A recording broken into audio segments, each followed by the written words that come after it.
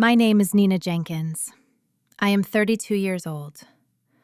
2 weeks ago, I was suspended 40 feet in the air above a collapsing Alaskan glacier when a bank officer called my satellite phone to warmly thank me for buying my brother an $850,000 house. I had signed nothing. I had authorized nothing. I had not even spoken to my parents in 3 weeks. But as I listened to the loan officer explain how my signature had just secured my golden child brother a luxury mortgage, I looked down at a deep stress fracture spreading across the blue ice below my boots. I realized my parents had just triggered a financial avalanche that would bury us all. What happened when I finally walked into that bank boardroom and opened my bag made my mother scream, made my brother's smug smile vanish forever, and ended with a state detective locking the doors from the inside. Before I tell you exactly how I dismantled my own family, please take a moment to like and subscribe to Jessica Told Stories, but only if you believe abusers should never get a free pass just because they share your DNA.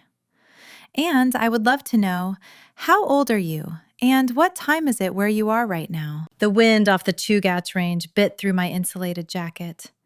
It howled a steady, rhythmic warning against my climbing helmet.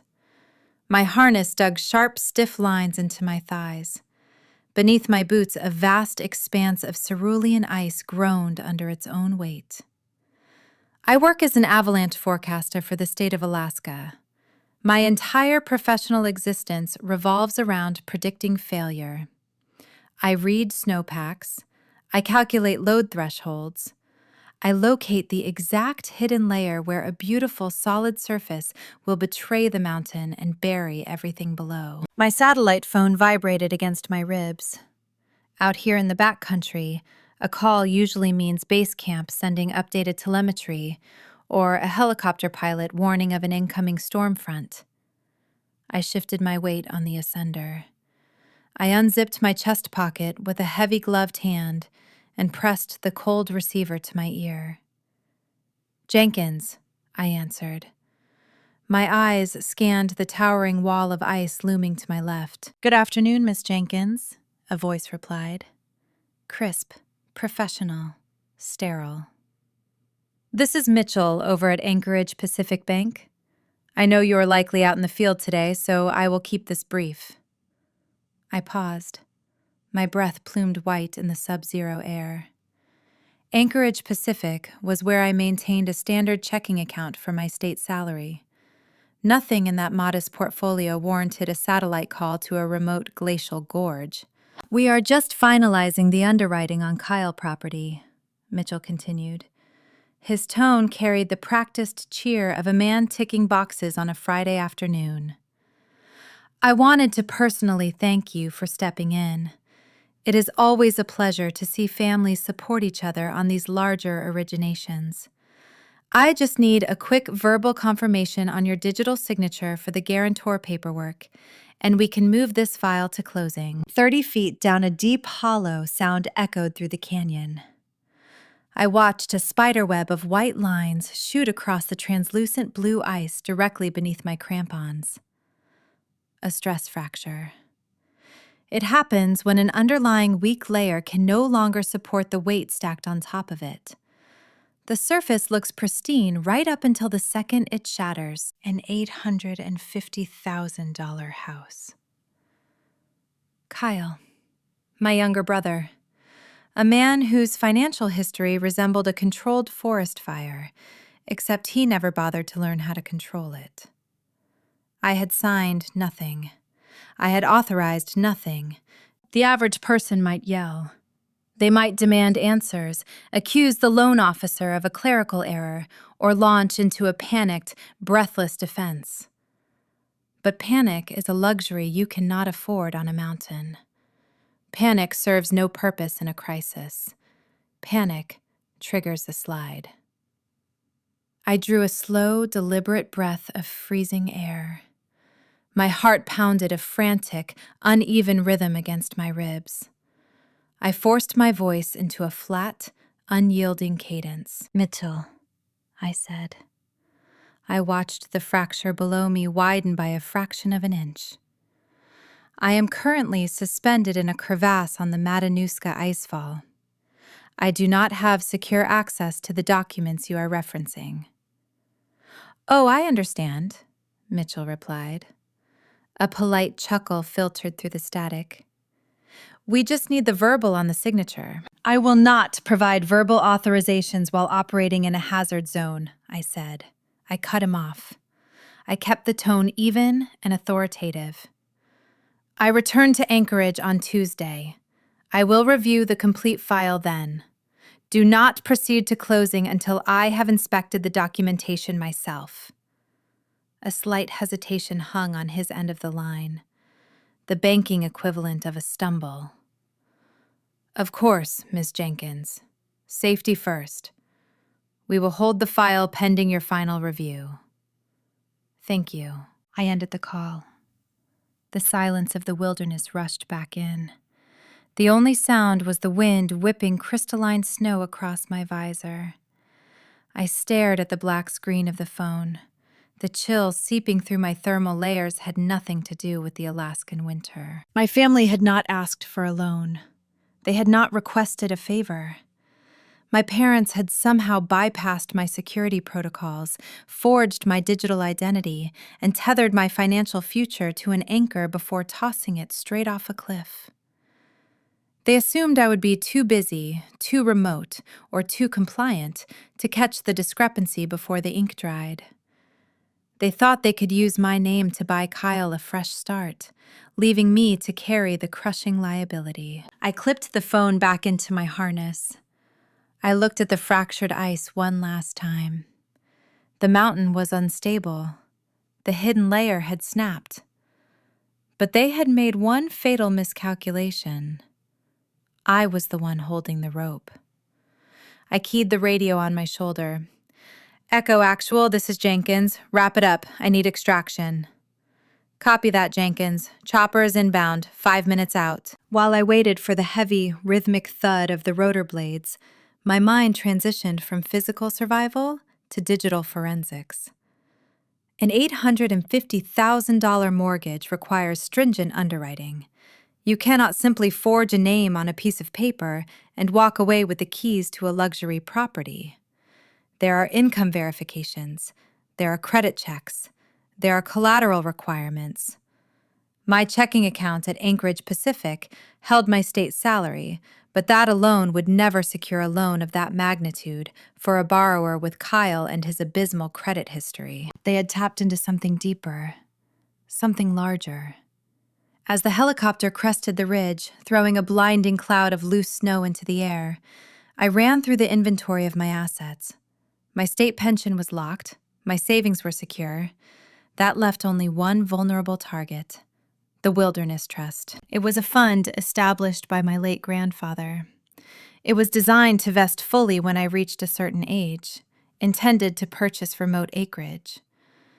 It was the only substantial asset my parents had ever possessed past access to. My father, Ronald, had been the custodian when I was a teenager, working grueling summer shifts on commercial fishing trawlers. I hooked my carabiner to the winch line. I gave the flight mechanic a sharp nod. As the cable pulled me upward away from the groaning glacier, the cold reality crystallized in my chest. My parents had not merely cosigned a loan. They had weaponized my past to steal my future. They had laid a trap while I was isolated in the backcountry. They assumed the isolation would ensure their success. Instead, the isolation gave me the one advantage they never anticipated: silence. They did not know that Mitchell had called me. They did not know the closing was suspended. They believed their plan was flawlessly executing in the shadows. I pulled myself into the freezing cabin of the helicopter. I slid the heavy metal door shut against the howling wind. I did not text my mother. I did not call my brother. I let them believe they were safe. Because before I confronted the avalanche, I needed to map the exact dimensions of the disaster they had engineered. The drive back to my cabin took 40 minutes of navigating winding, snow-packed roads. My truck heater blasted dry air against my face, but the chill remained lodged deep in my chest. My cabin sits off the grid near the edge of the Chugach State Park. It is quiet. It is deliberate. I built a life out here because I prefer environments where the rules are clear. If you make a mistake in the wilderness, you pay the price. The mountain does not negotiate. My family, on the other hand, spent decades negotiating their way out of every mistake they ever made. I unlocked the heavy wooden door and stepped into the freezing front room. I did not bother taking off my boots. I did not light the wood stove. Warmth could wait. I walked straight to my desk and opened my laptop. The screen cast a harsh blue light across the dark timber walls. I connected to my encrypted satellite network. When you evaluate an unstable snowpack, you do not just look at the top layer. You dig a pit. You expose the stratigraphy of the snow to see exactly where the bonds are broken. I opened my banking portals to dig my pit. I logged into Anchorage Pacific. My standard checking account loaded first. The balance was normal. My state salary deposits sat there untouched. But the checking account was a decoy, a diversion. Mitchell had mentioned guarantor paperwork and a loan of $850,000. A standard checking account does not underwrite a near $1 million mortgage. I navigated to the External Linked Accounts tab. My cursor hovered over the icon for a moment. Then I clicked. The screen refreshed. A secondary portal opened, displaying the Wilderness Trust. My grandfather established that fund before he passed. It contained $300,000 designated specifically for me to purchase remote acreage when I turned 30. It was untouchable money. Or so I thought. The current status line on the screen did not read active. It read restricted. Beside that, a small gray text box contained the words pledged collateral. They had not merely used my current income. They had mortgaged the only real piece of security I owned. They had chained Kyle and his luxury house directly to my grandfather and his dying wish. I stared at the glowing numbers. The sheer mechanical impossibility of it gnawed at my professional brain. A trust is an ironclad legal entity. You cannot simply call a bank and volunteer someone else and their trust fund as a guarantee. The bank requires notarized signatures. They require identity verification. They require a power of attorney. How did they open the door? I leaned back in my chair. The cabin was silent. The answer surfaced from a memory buried 14 years in the past. When I was 18, I spent the summer working on a commercial halibut schooner out of Dutch Harbor. 14-hour shifts, hauling lines in freezing salt spray. My hands were permanently cramped. The smell of diesel and fish scales soaked into my skin. I did it because I wanted to pay for my own gear and my own education. I wanted to be self-sufficient. That same summer, Kyle turned 16. He spent his days sleeping until noon. On his birthday, my parents bought him a brand new lifted pickup truck. They said he needed reliable transportation for his social life. I spent my days pulling dead weight out of the Bering Sea so I would not owe anyone a dime. Because I was a minor when the fishing money started rolling in, my father, Ronald, acted as the custodian on my accounts. We went to the bank together. I signed stacks of wet ink signature pages to establish a joint custodial bridge. When I turned 18, the trust transitioned to my sole control. I assumed the joint bridge dissolved. Ronald never destroyed those signature pages. He was a meticulous man when it suited him. He kept those old signed forms in his filing cabinet. He must have used that dormant joint account as a backdoor. By manipulating those ancient signatures, he manufactured a fraudulent power of attorney. He presented himself to the bank as my authorized financial representative. He used the trust I bled for to finance the truck-driving brother who never worked a day in his life. I leaned forward and placed my hands flat on the cold wooden desk. Anger is a predictable emotion. It makes people sloppy. It makes them shout and send threatening text messages. I did not feel anger. I felt an overwhelming sense of clarity. I clicked into the document history tab on the loan portal. I needed the digital fingerprints. Every bank application leaves a metadata trail. I pulled up the initial draft of the mortgage application. I scrolled past Kyle and his inflated income claims. I scrolled past the property appraisal. I found the IP address logged at the exact moment the guarantor paperwork was uploaded. I opened a new window and ran a trace on the IP string. The coordinates populated on a digital map. The location pin dropped directly onto a familiar suburban neighborhood in Juneau. My parents' address. The theft was not a crime of opportunity. It was a calculated domestic operation. They sat in their warm living room sipping coffee and forged my identity. They uploaded the stolen signature pages from the very same kitchen island where my mother used to lecture me about the importance of family loyalty. I began downloading the files, every single one. The forged power of attorney, the fake digital authorizations, the guarantor agreement. I saved them to an encrypted external hard drive. I built a pristine chain of custody. I treated their crime scene with the same methodical precision I used to map a designated avalanche zone. I needed every piece of structural evidence secured before they even realized the storm was coming. A loud chime broke the silence of the cabin. I flinched. My phone lit up on the desk next to the laptop keyboard. It was an automated email notification from Anchorage Pacific. The subject line read, "Action required regarding your recent submission." I opened the email. The message thanked me for submitting the final round of supporting documents. It stated that the closing disclosure was being generated. The system was moving forward. My parents were pushing the final buttons to lock the chain around my neck. The bank was preparing to finalize the transaction.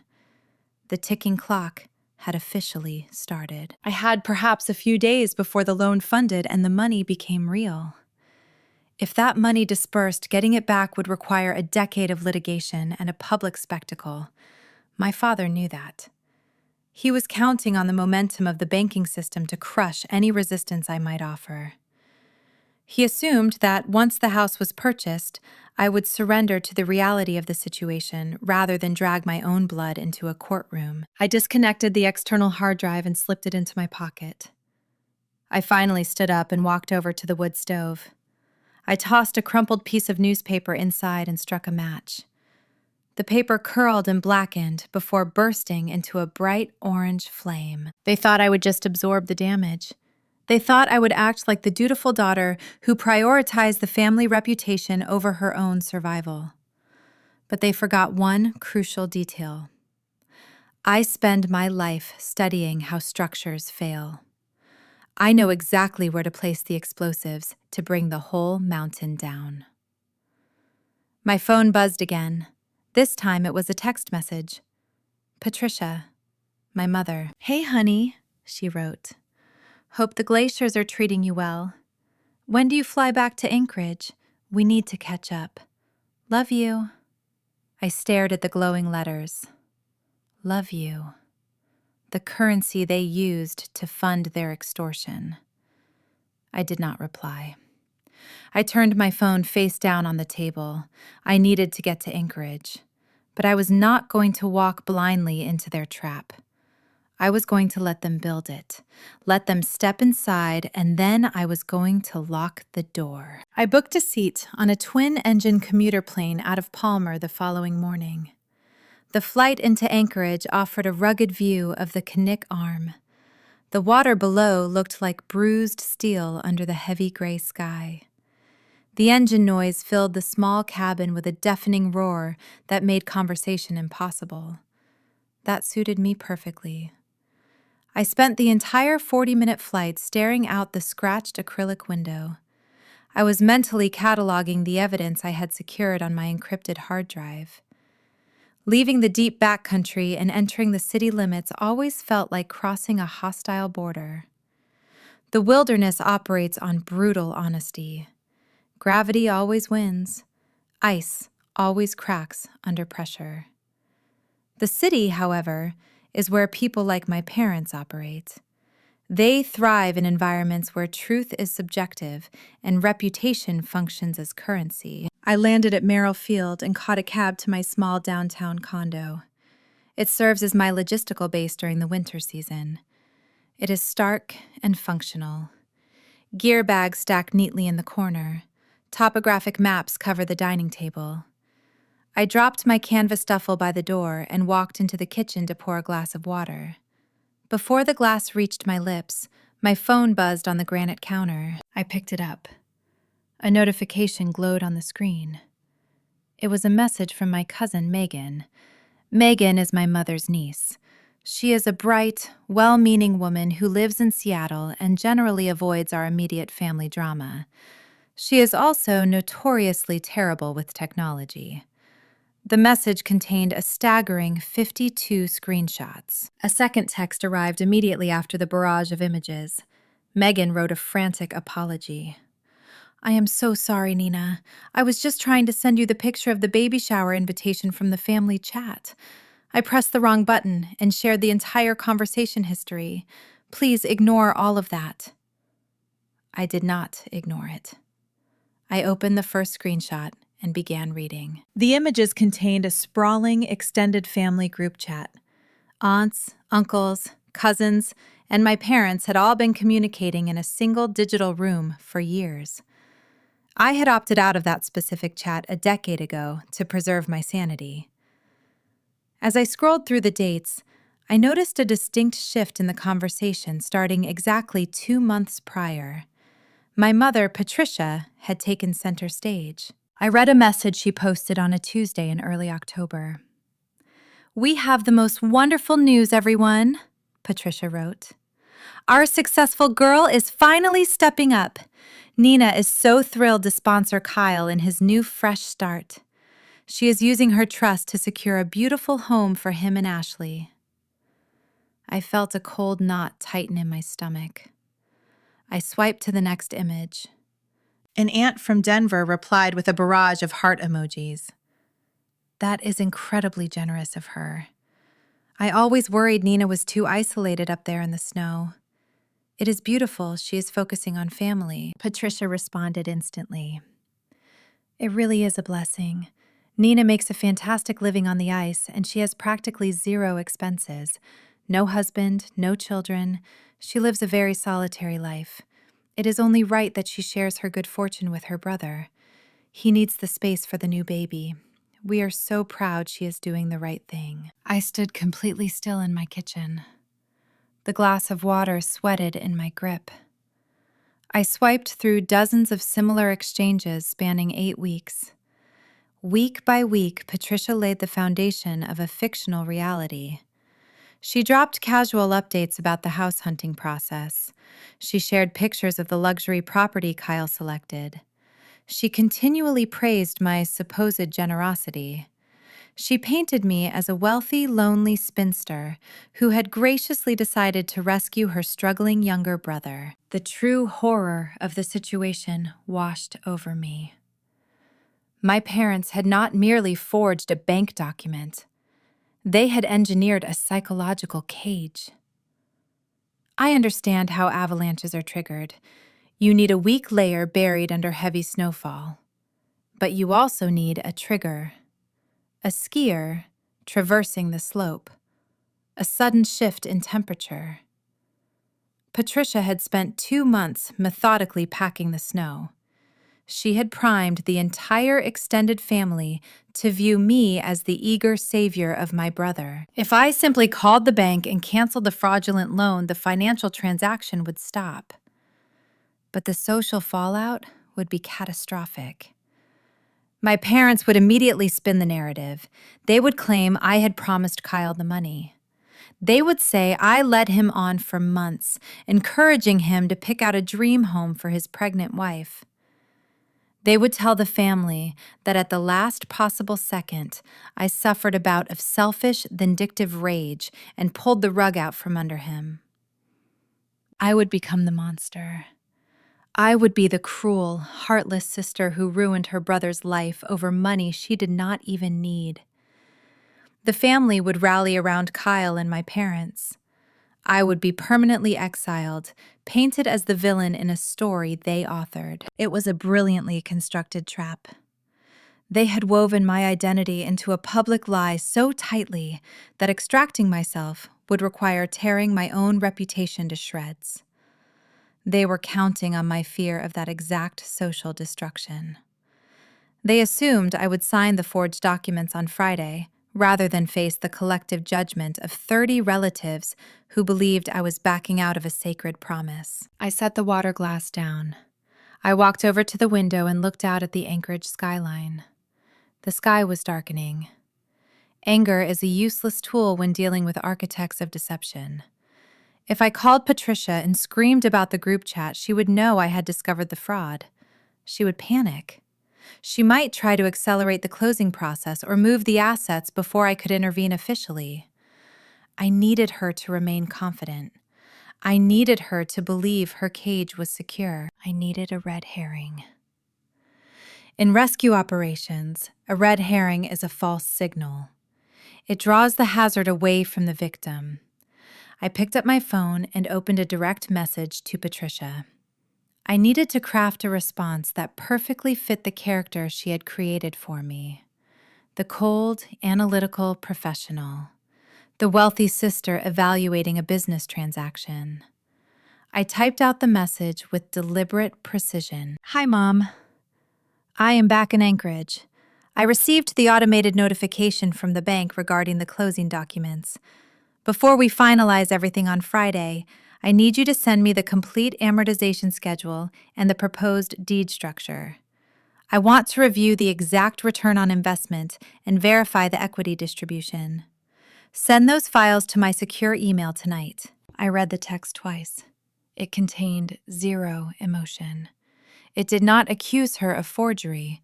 It used clinical financial terminology. It implied that I knew about the loan and was simply performing my due diligence as the guarantor. It signaled compliance wrapped in a layer of typical professional scrutiny. I pressed send. The response arrived less than 3 minutes later.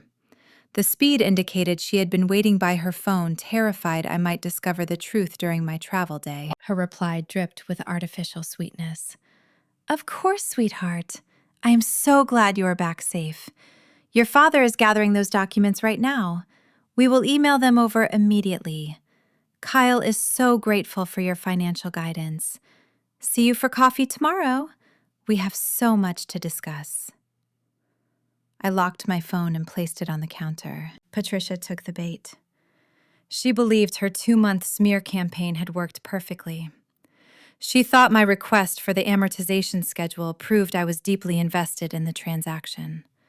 She felt secure. She felt victorious.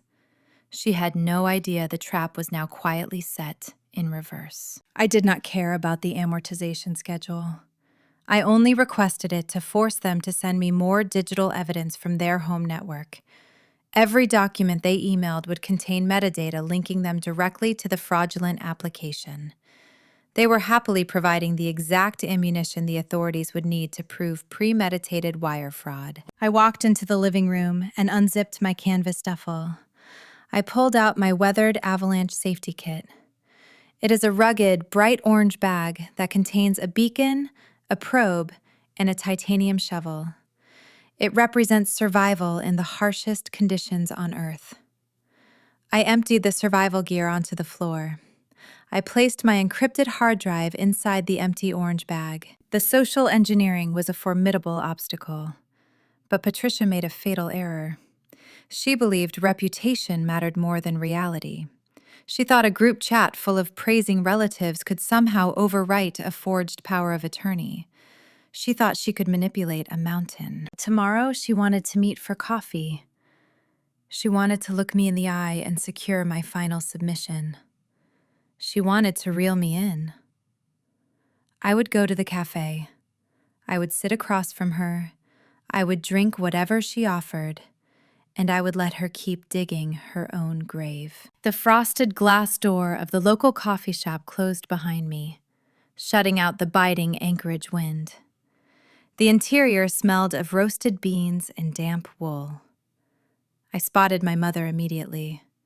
Patricia occupied a corner booth near the front window. She wore a pristine cream cashmere sweater that contrasted sharply with the worn flannel and heavy boots of the locals around us. My mother spent her entire adult life curating an image of flawless stability. She treated motherhood not as a relationship, but as a public relations campaign. Every family dinner, every holiday photo, every conversation was carefully staged to project an illusion of perfect harmony. I walked over and slid into the vinyl booth across from her. She smiled a brilliant, practiced smile and pushed a white paper cup toward me. "Black coffee," she said, "just the way you like it." I looked at the cardboard sleeve. The drink cost perhaps $4. She purchased me a cheap beverage while sitting across from me casually discussing the theft of my entire net worth. The irony tasted sharp and metallic in my throat.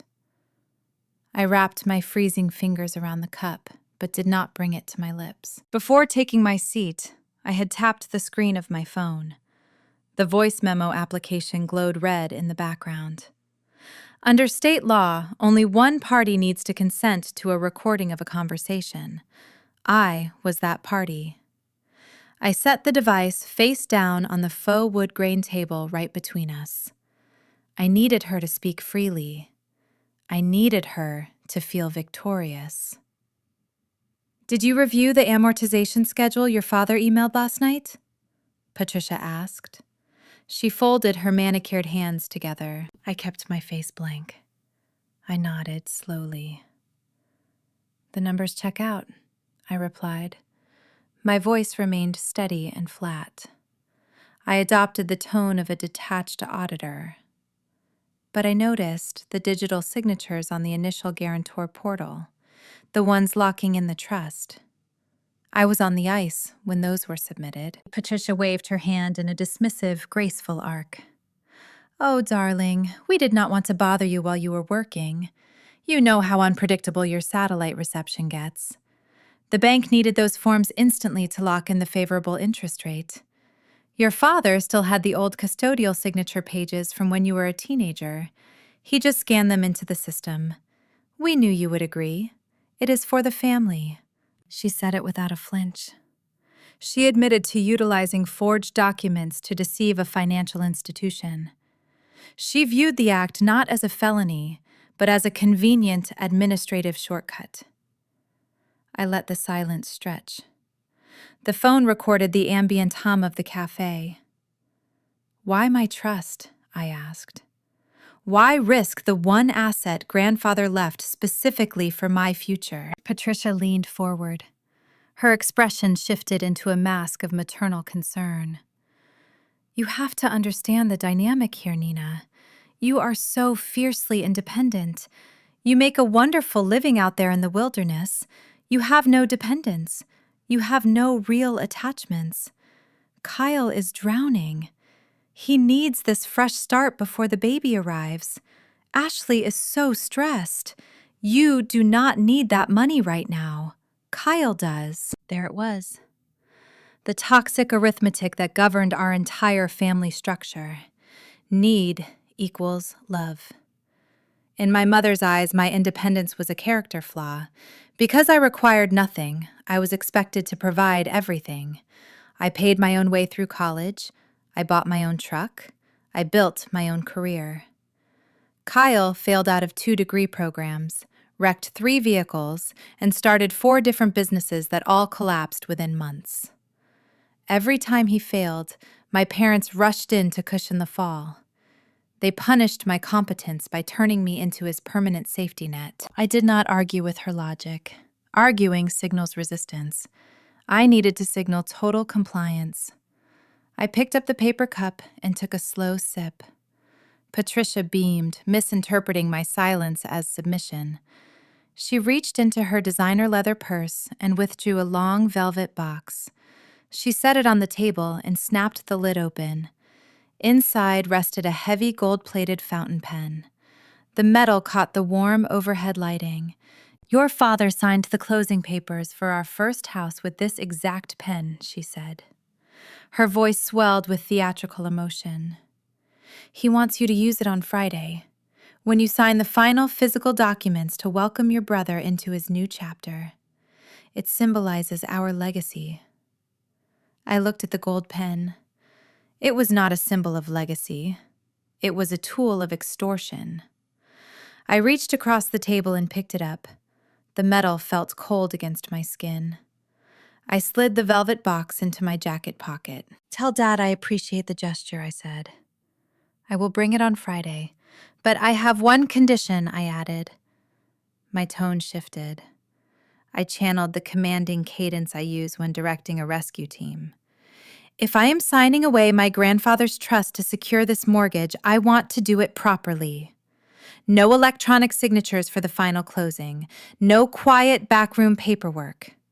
We do it in person, at the Anchorage Pacific downtown branch, in their executive boardroom." Patricia tilted her head. She looked slightly confused but intrigued. "And I want everyone there," I continued. "You, Dad, Kyle, Ashley. If this is a family milestone, the entire family should be in the room to witness it. I want Ashley to see exactly what is being done for her new family." I watched the realization wash over my mother's face. Her eyes lit up. This request played directly into her deepest vanity. She envisioned the grand photo opportunity. She imagined sitting in a sleek glass-walled boardroom surrounded by her children, projecting the ultimate image of a wealthy, supportive matriarch. It cemented the false narrative she had been spinning in the family group chat for 2 months. She could already picture the social media posts. "That is a beautiful idea, Nina," she said. Her voice trembled with genuine excitement. "I will call the bank right now and reserve the room for Friday afternoon. Kyle will be so touched." She stood up from the booth. She smoothed the front of her cashmere sweater. She leaned over and pressed a brief hollow kiss to my cheek. "Thank you for being reasonable, sweetheart," she whispered. I watched her walk out of the cafe. She stepped into the freezing wind with a triumphant spring in her step. She believed she had won. She believed she had successfully navigated the final hurdle. She had no idea she had just eagerly agreed to build her own cage. I reached across the table and turned my phone over. I pressed the stop button on the voice memo application. The audio file saved to my encrypted cloud drive. I had the confession. I had the intent. I had the trap set. As I slid the phone into my pocket, the screen illuminated with a new incoming text message. The sender was Kyle. "Hey, sis," the message read. "Mom said you were on board. Thank God.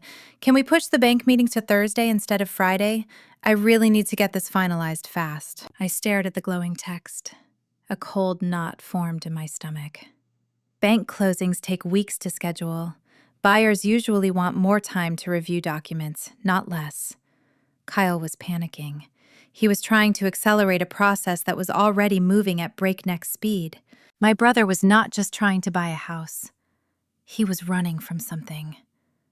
The urgency in his message told me everything I needed to know. The luxury property was just a front, a mechanism to extract cash. I realized I needed to figure out exactly who he owed money to, because whoever it was, they were breathing right down his neck. I sat inside my idling truck outside the coffee shop and stared at the glowing screen of my phone. Thursday. Buyers typically want to delay closings to secure inspections or negotiate repairs. Pushing a real estate transaction forward by 24 hours requires frantic coordination. It signals desperation. My brother was running out of time. I shifted the truck into drive and merged onto the icy Anchorage streets. My mind cataloged the variables. Kyle recently abandoned a boutique wilderness guiding company. He called it an eco-tourism venture, but it consisted mostly of him wearing expensive gear and posting photos on social media. I assumed the business simply bled cash until it folded. That is his usual pattern.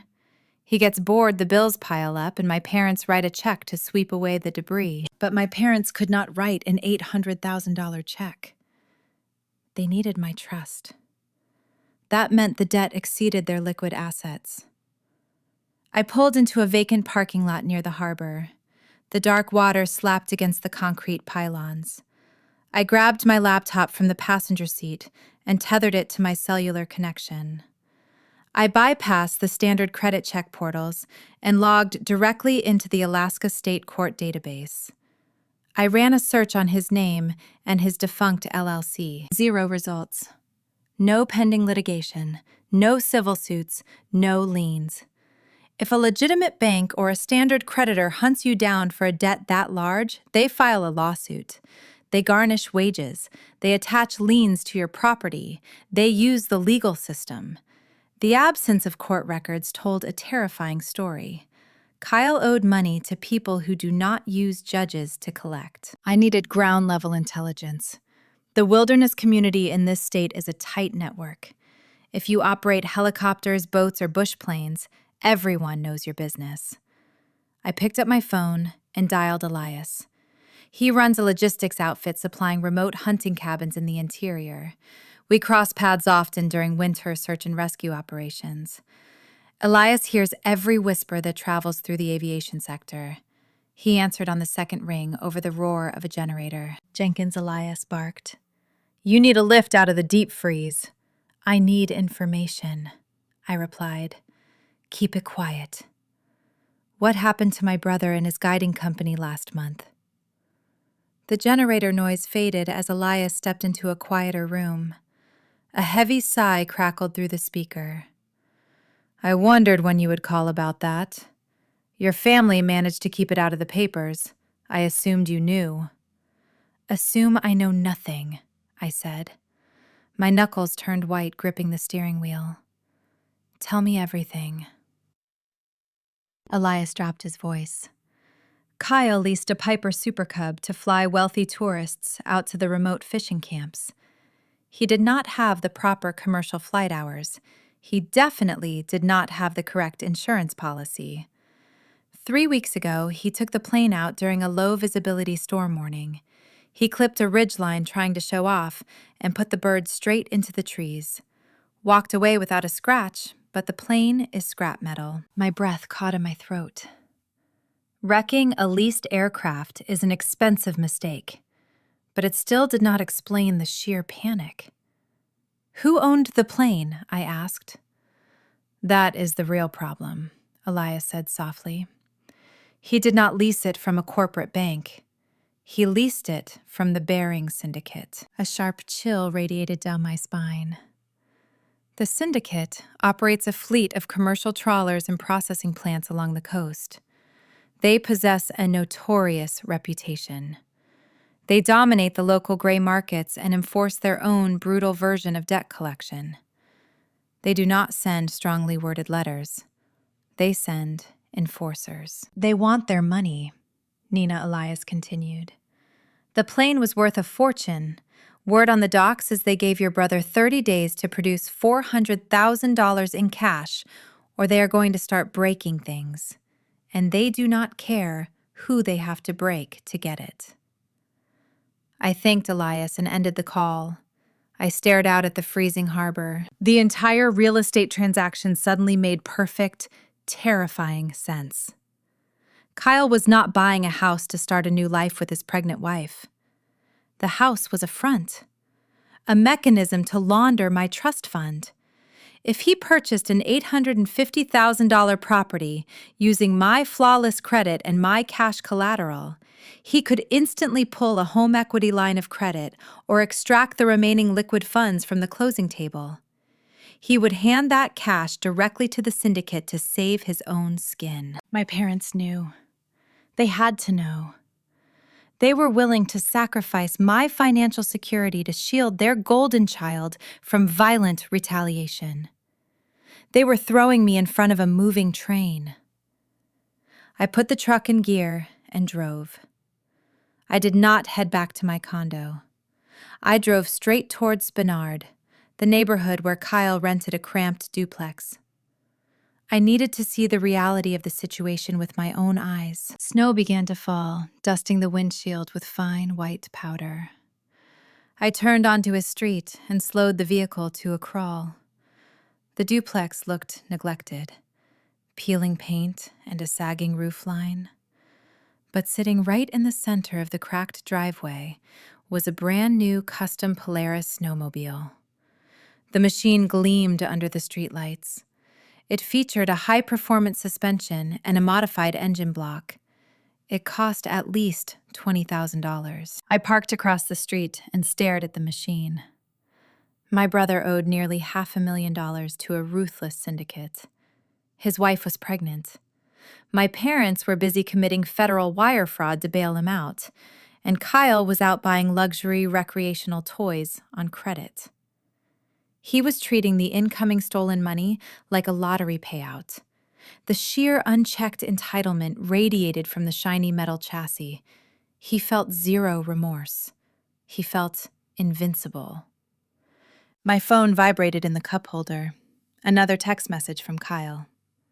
"Hey," he wrote. "Mom said you are acting weird about Thursday. Do not do this to me, Nina. I deserve a break. You always had it easy playing in the snow while I struggled to figure things out. Do not ruin this for my family. We need this house. Be a good sister for once." I read the words 3 times. The text was a pathetic cocktail of begging and gaslighting. He framed my grueling, dangerous career as a vacation. He twisted his own catastrophic failures into a narrative of victimhood. He demanded my compliance as a moral obligation. A sudden, crystal-clear realization washed over me. For 32 years, I believed my parents simply favored him. I thought their constant coddling was a misguided form of affection. But looking at that snowmobile and reading those manipulative words, I finally understood the true dynamic. They did not just favor him. They worshipped his weakness. They built a religion out of saving him. And in that religion, I was never a daughter. I was the sacrificial lamb. If I signed those papers on Friday, the syndicate would get their money. Kyle would keep his toys. My parents would keep their illusion of a perfect family. And I would be left carrying a toxic debt that would inevitably crush my future. They were perfectly comfortable watching me drown as long as Kyle stayed dry. I did not reply to his text. I turned the screen off and dropped the device onto the passenger seat. The emotional tether that bound me to these people severed in that instant. It did not break with a loud, dramatic snap. It dissolved quietly, like ice melting into dark water. I no longer saw a mother, a father, and a brother. I saw a coordinated hazard. I saw an active threat to my survival. I shifted the truck back into drive and accelerated away from the duplex. I had gathered enough intelligence on the enemy. I understood their motives. I understood their timeline. Now I needed to build my own weapon. I needed an ally on the inside of the financial fortress, someone who understood the banking system better than my father did. Someone who possessed the authority to freeze the transaction the second the trap sprang shut. I picked up my phone and dialed the number the loan officer used to reach my satellite phone the day before. The line rang twice. "Mitchell," I said when he answered. I kept my tone calm and professional. "I am back in Anchorage. We need to meet in person, off the record. And you need to bring the physical copies of my brother's loan file. What I am about to show you will save your career." A long, heavy pause followed. Then Mitchell gave me an address. The final pieces were falling into place. I was driving straight into the eye of the storm, but for the first time in my life, I was the one controlling the weather. The sterile co-working space Mitchell selected was located just off the harbor. The building featured frosted glass walls and polished concrete floors. It was an environment designed for discreet corporate negotiations, sitting far removed from the bustling main branches of Anchorage Pacific Bank. I arrived early, shedding my heavy winter layers, and took a seat at a sleek oak table. The room smelled of industrial cleaner and bitter espresso. Mitchell entered precisely on time. He carried a thick leather portfolio tucked tightly under his arm. He looked exactly how I expected a senior loan officer to look. He wore a sharp navy suit. His graying hair was combed back with architectural precision. A silver watch rested flat against his wrist. But his demeanor carried a heavy tension. He did not offer a greeting smile. He locked the frosted door behind him and set the portfolio on the table. "Thank you for meeting me off-site," he said. His voice lacked the cheerful customer service tone from the satellite call. He sounded breathless, operating on pure adrenaline. "When you told me over the phone to pull the physical file, I ran a preliminary internal audit. I did not like what I found." I kept my hands folded on the table. "Show me." He unzipped the leather case and extracted a stack of printed documents. The papers made a dry, raspy sound as he slid them across the smooth wood. He isolated one specific page and tapped his index finger against the bottom corner. "This is the durable power of attorney," Mitchell explained. His eyes darted between the paper and my face. "It grants your father, Ronald Jenkins, the legal authority to pledge your wilderness trust as collateral for the property purchase. The system accepted it because the custodial history matched the legacy records in our database. It looks authentic on the surface." I pulled the document closer. I studied the blue ink. My parents had executed their plan with chilling efficiency. The form featured official state headers and standardized legal formatting, but the real betrayal sat at the bottom of the page. "Look at the notary stamp," I said. Mitchell nodded, his jaw tight. "Juneau. Dated Tuesday, the 14th. I reached into my pocket and retrieved my state-issued GPS transponder. Every avalanche forecaster carries a locator beacon. It records our precise latitude and longitude every 10 minutes, uploading the coordinates to a secure government server. I opened the companion application on my phone and placed the illuminated screen next to the forged document. On Tuesday the 14th, I was suspended on a vertical ice wall in the Matanuska Gorge, I stated. My voice remained level. I was 300 miles away from Juneau. I have the telemetry logs to prove it. Mitchell stared at the digital map on my phone. The blinking blue dot, isolated in a sea of topographical white, confirmed my location. He exhaled a long, shaky breath and rubbed the bridge of his nose. "The signature is wrong, too," I pointed out. I traced the blue ink where my name rested on the signature line. The letters flowed with graceful, looping cursive. The capital letter featured an elegant, sweeping curve. "My mother writes like that," I told him. "She spent years practicing calligraphy for wedding invitations and holiday cards. I am an engineer. I spend my days writing hazard reports on waterproof paper while wearing insulated gloves." I pulled a pen from my pocket and signed my actual name on a blank corner of his folder. The letters were blocky sharp and entirely practical. There was no flowing grace. It was the handwriting of a woman who values function over form. The contrast was undeniable. The two signatures shared zero structural similarities. Mitchell leaned back in his chair. The leather creaked under his weight. "This is a felony, Miss Jenkins. This is a deliberate, coordinated effort to defraud a federal institution. If this loan funds tomorrow, the capital transfers into an escrow account and immediately disperses to the seller. Your brother gains the title. The bank places a permanent lien against your grandfather's trust. If Kyle defaults, and based on his income ratios, he will default, the bank seizes your money. And if the money is already gone, I asked. If he pulls the equity out immediately? Mitchell grimaced. Then the capital vanishes. You would have to initiate a sprawling civil lawsuit against your own family to recover the funds. It would take years. The legal fees alone would drain whatever resources you have left. The bank would freeze your accounts in the interim.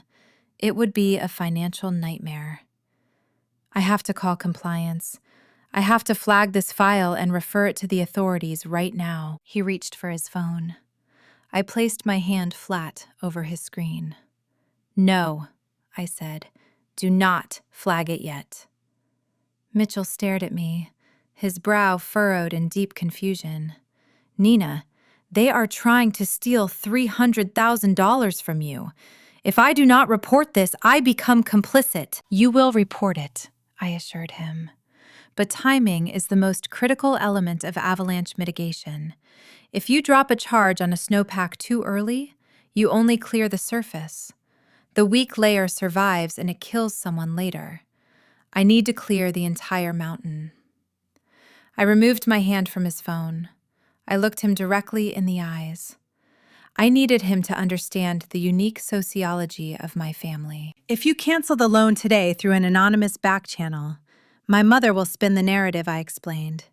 She will tell everyone I backed out at the last minute out of spite. She will play the victim. Kyle will play the victim. They will find another way to leverage their debts, and they will spend the rest of their lives painting me as the villain. I refuse to spend decades defending my reputation against their lies. What are you proposing? Mitchell asked. His voice dropped to a whisper. My mother wants a grand celebration, I said.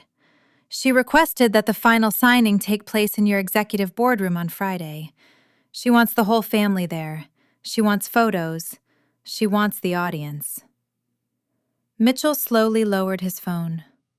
He began to see the architecture of the trap. I want you to approve the boardroom, I continued. I want you to prepare the closing documents exactly as requested. Set the pens on the table. Pour the sparkling water. Let them walk into that bank believing they have won. Let them sit down in front of witnesses and cameras and explicitly commit to this fraud out loud. Mitchell swallowed hard. He was a man accustomed to mitigating risk, not orchestrating undercover stings. That is highly irregular. It exposes the bank to liability. It provides the bank with an airtight confession, I countered. If you halt it now, they can claim it was a clerical error or a misunderstanding about the trust permissions.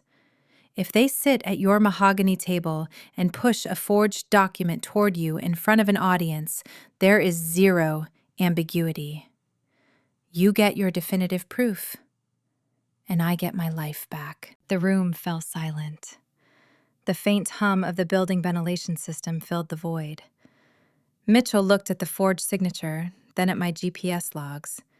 He was a professional who despised being used. My parents had treated his institution like a personal piggy bank, making him an unwitting accomplice in their scheme. The insult to his meticulous nature outweighed his corporate caution. He picked up the forged document and slid it back into his leather portfolio. He zipped the case shut with a sharp, definitive motion. Friday afternoon, Mitchell stated, 2:00. The main boardroom has floor-to-ceiling glass walls overlooking the lobby. There will be plenty of witnesses. I will have the file prepped. I nodded. Thank you, Mitchell. I will also ensure our internal security director is on standby, he added. His tone shifted from panicked to focused. We do not take identity theft lightly. Once you present your evidence at that table, the bank takes over. There is no reversing the process once the fraud alert is triggered in that room. I know, I said. That is exactly what I am counting on. We stood up from the table. We did not shake hands. The alliance we forged felt heavier than a standard professional courtesy. We were two people preparing a controlled demolition.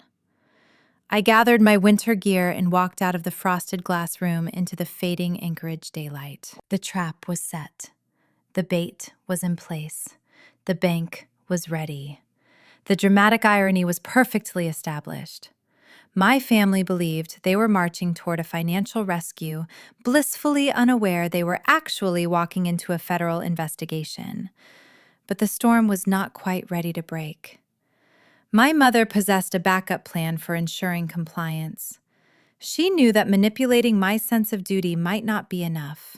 She needed leverage, and she knew exactly who to send to apply the heavy pressure. As I pulled my truck into the parking lot of my state logistics office, I noticed a pristine silver sedan idling near the entrance. The vehicle did not belong to any of my Avalanche crew members. I recognized the license plate immediately. My father had arrived. And Ronald Jenkins never made a house call unless he intended to issue an ultimatum. I killed the engine of my truck and sat in the cab, staring through the frost-rimmed windshield at the silver sedan, blocking my designated parking space. The vehicle was pristine, washed and waxed, a glaring anomaly against the backdrop of the state logistics yard. My workplace consists of heavy snowplows, idling diesel generators, and the sharp scent of aviation fuel. It is an industrial staging ground for men and women who spend their winters battling the harshest elements on the planet. It is loud. It is dirty. It is functional. My father despises functional environments. Ronald Jenkins spent 30 years working as a mid-level director in state procurement.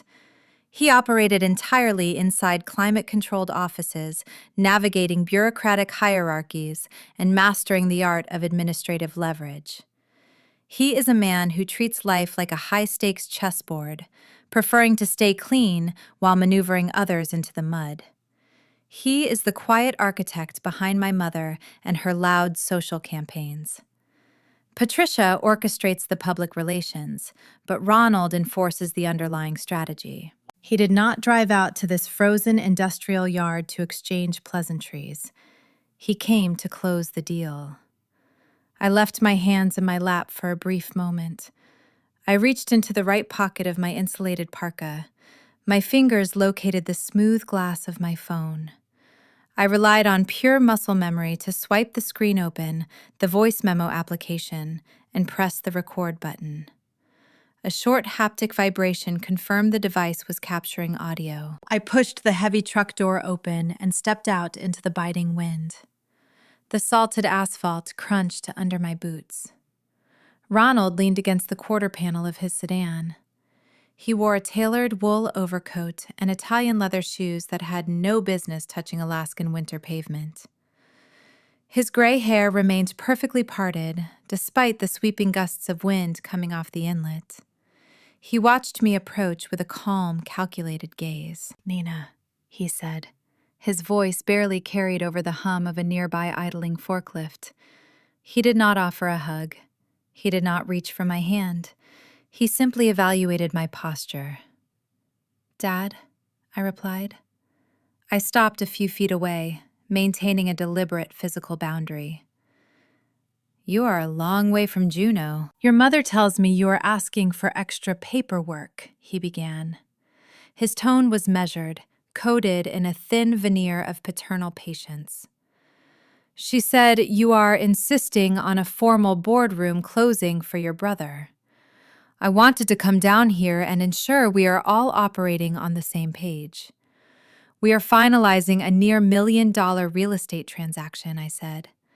My voice remained flat and detached. "I want to see the documents I am supposedly guaranteeing.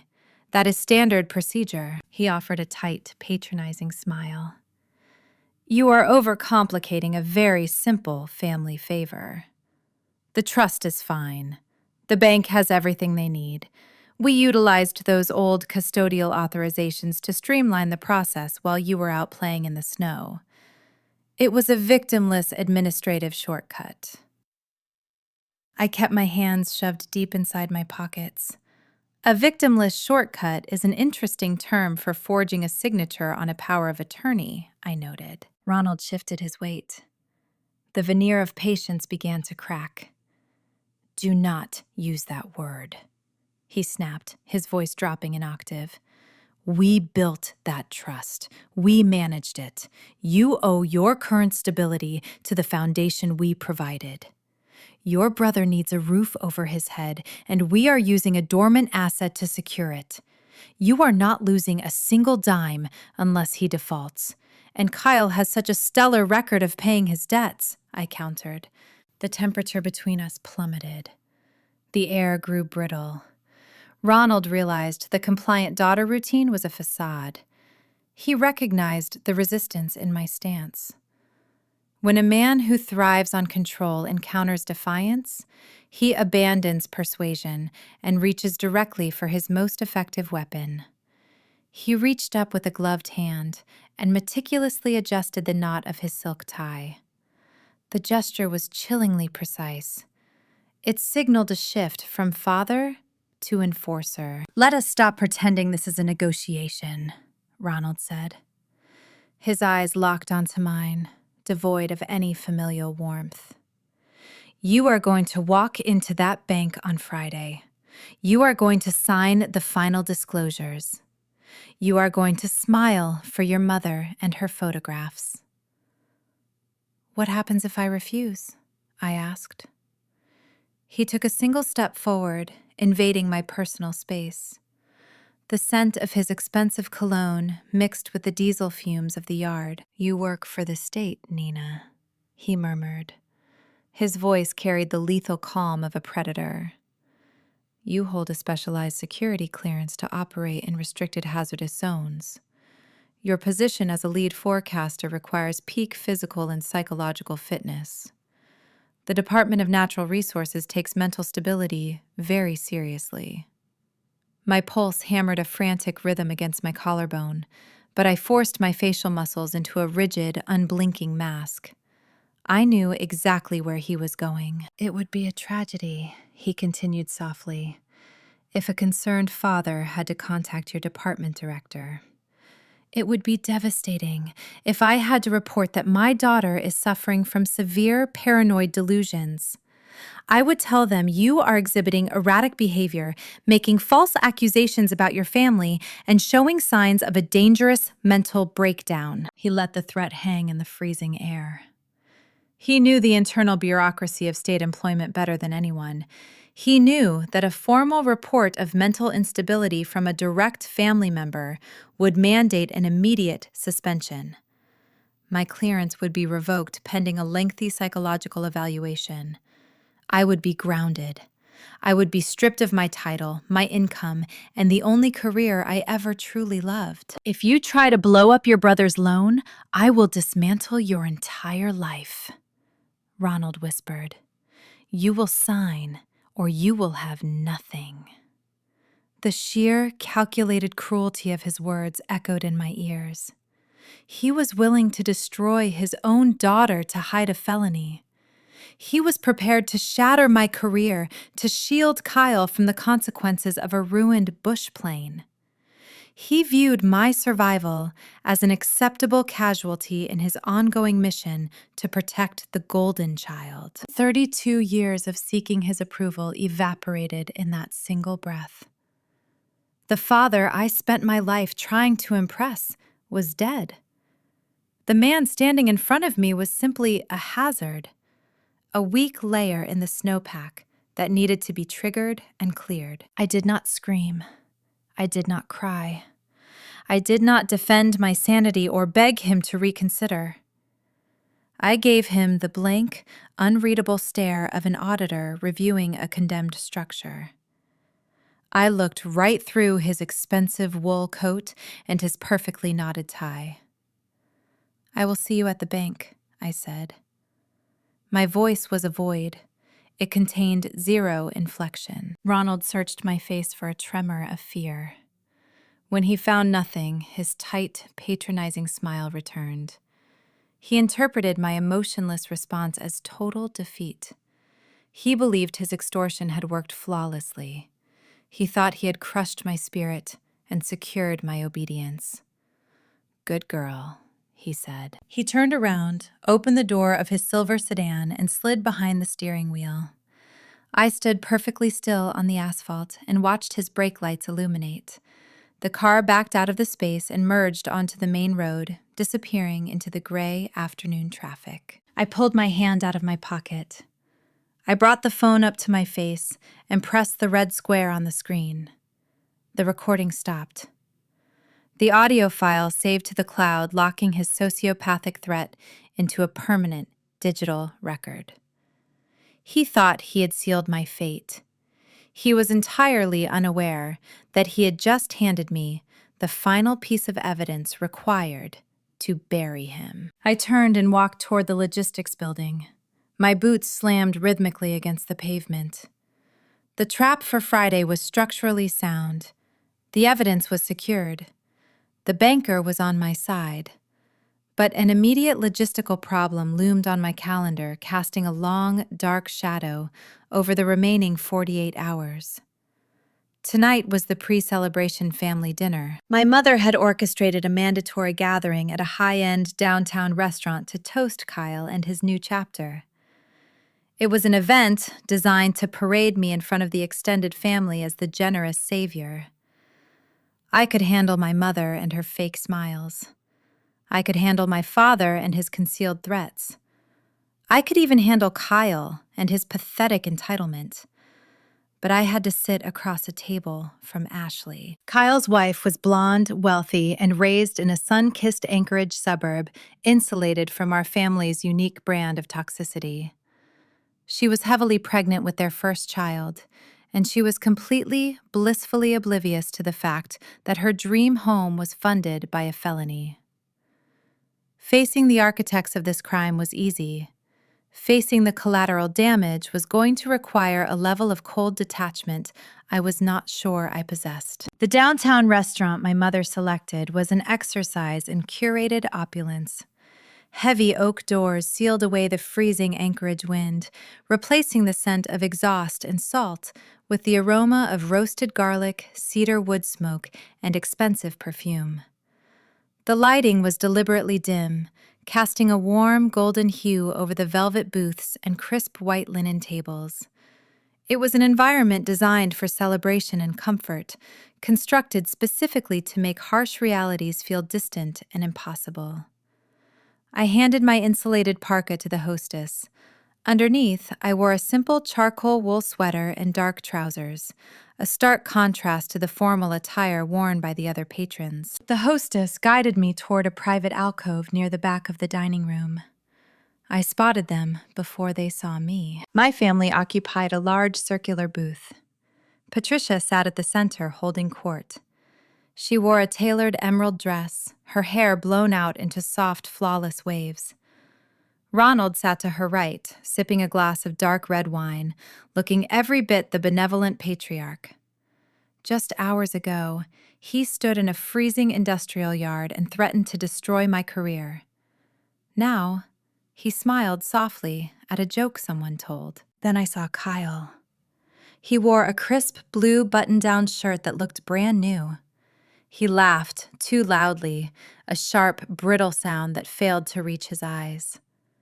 And sitting beside my brother was Ashley. Kyle married Ashley 2 years ago.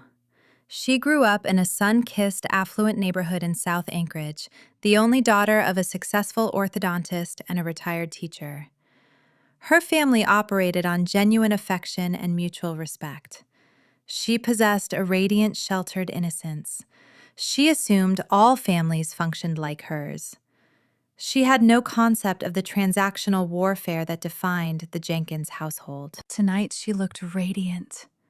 Her blonde hair fell in loose curls around her shoulders. She wore a flowing, cream-colored maternity dress that accentuated the heavy, round curve of her stomach. She was 7 months pregnant with her first child. I stopped a few feet from the table, bracing myself. Ashley looked up and gasped.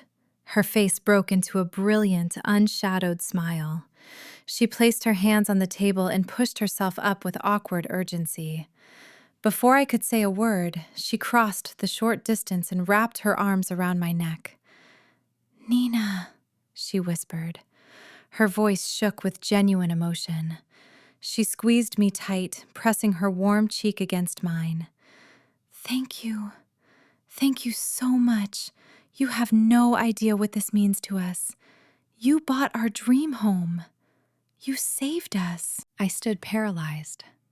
My arms hung stiffly at my sides. The scent of her floral shampoo filled my lungs. I felt the firm press of her pregnant belly against my torso. The physical sensation of her gratitude hit me like a physical blow. I slowly brought my hands up and awkwardly patted her back. You are welcome, Ashley, I murmured. The lie tasted like ash in my throat. She pulled back her blue eyes, shining with unshed tears. Kyle told me how you insisted on doing this for the baby, she said. He told me you wanted to make sure we had a safe, beautiful place to raise him. I cannot even begin to express how grateful I am. You are the most incredible sister. I glanced over Ashley's shoulder. Kyle stared down at his empty water glass. He could not meet my eyes. He had embellished the narrative, transforming my silent compliance into an active, eager crusade to rescue his family. He used his unborn child to shield his own catastrophic failures. Please sit down, sweetheart, Patricia chimed in. She patted the empty leather seat beside her. We were just ordering appetizers. I took my seat. The dinner unfolded as a grotesque theatrical performance. Patricia steered the conversation with masterful precision, weaving tales of family loyalty and future plans. She ordered expensive champagne for the table and raised her flute high. To Nina, Patricia announced, her voice carried just loud enough for the neighboring tables to hear. A woman who proves that success means nothing unless you share it with the people you love. We are so incredibly proud of you. Hear, hear, Ronald added. He raised his glass of wine and looked directly into my eyes. His gaze was cold and sharp, an unspoken reminder of the extortion he delivered that afternoon. He was daring me to shatter the illusion. I lifted my glass of sparkling water and took a sip. I offered non-committal nods.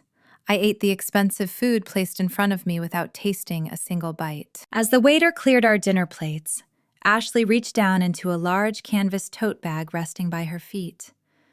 She pulled out a small package wrapped in simple brown paper and tied with a piece of twine. She slid it across the white tablecloth toward me. I know it is not much compared to what you are doing for us, Ashley said softly. Her cheeks flushed a light shade of pink. But I wanted to give you something personal, to say thank you. I stared at the package. The entire table grew quiet. I untied the twine and folded back the crisp brown paper. Inside lay a hand-knitted baby blanket. The yarn was a soft, pale green, intricately woven with a repeating cable pattern. It was thick, warm, and painstakingly crafted. It represented dozens of hours of quiet, hopeful labor. I made it for the nursery. Ashley explained, her smile wide and vulnerable. The nursery, in the new house. I want you to keep it until the baby is born. A promise that you will always be a central part of his life. I ran my fingers over the soft woolen cables. The fabric felt heavy in my hands. And then it hit me. The old pull. It is a gravitational force that governed my entire childhood. The crushing, overwhelming wave of guilt. The lifelong conditioning that trained me to set myself on fire just to keep others warm. I sat at a table holding a blanket knitted by a pregnant woman who believed I was her guardian angel. If I walked into that bank boardroom on Friday and dropped my evidence on the mahogany table, I would not just be destroying my parents and my brother. I would be detonating a bomb in the center of Ashley and her sheltered, happy life. She would lose the house. She would discover her husband was a degenerate liar drowning in dangerous debt. She would learn her in-laws were criminals. The shock could ruin her pregnancy. The syndicate might come knocking on the door of whatever cramped apartment she ended up renting. My pulse roared in my ears. The restaurant noise faded into a dull drone. I could stop this. I could just sign the papers. I could let the bank take the $300,000 from my trust. I could absorb the financial hit. I could keep my security clearance, protect my career, and walk away. It was only money. Was a grandfather's inheritance worth destroying an innocent woman's future? My grip tightened on the pale green blanket. I looked across the table. Kyle was not smiling. While Ashley watched me with shining eyes, my brother was staring down into his lap. His hands were concealed beneath the tablecloth. His shoulders were drawn tight with tension. A sharp buzz vibrated through the floorboards. His phone was ringing in his pocket. Kyle flinched. A microscopic spasm of pure terror crossed his face. He quickly silenced the device, his eyes darting toward the restaurant entrance like a cornered animal checking for exits. The syndicate was hunting him. The old pull evaporated, replaced instantly by the cold, clinical lens of my profession. If you identify a weak layer in a snowpack, leaving it alone does not make the mountain safe. The structure is already compromised. A bad foundation eventually collapses. It is not a matter of if, but when. If I surrendered my trust fund to save Ashley tonight, I would only be delaying the inevitable. Kyle would hand my money to a dangerous commercial fishing syndicate. But men like Kyle do not change when they are rescued. They just find new ways to gamble. He would rack up more debt. He would leverage the new house. He would drag Ashley down into a deeper, darker hole.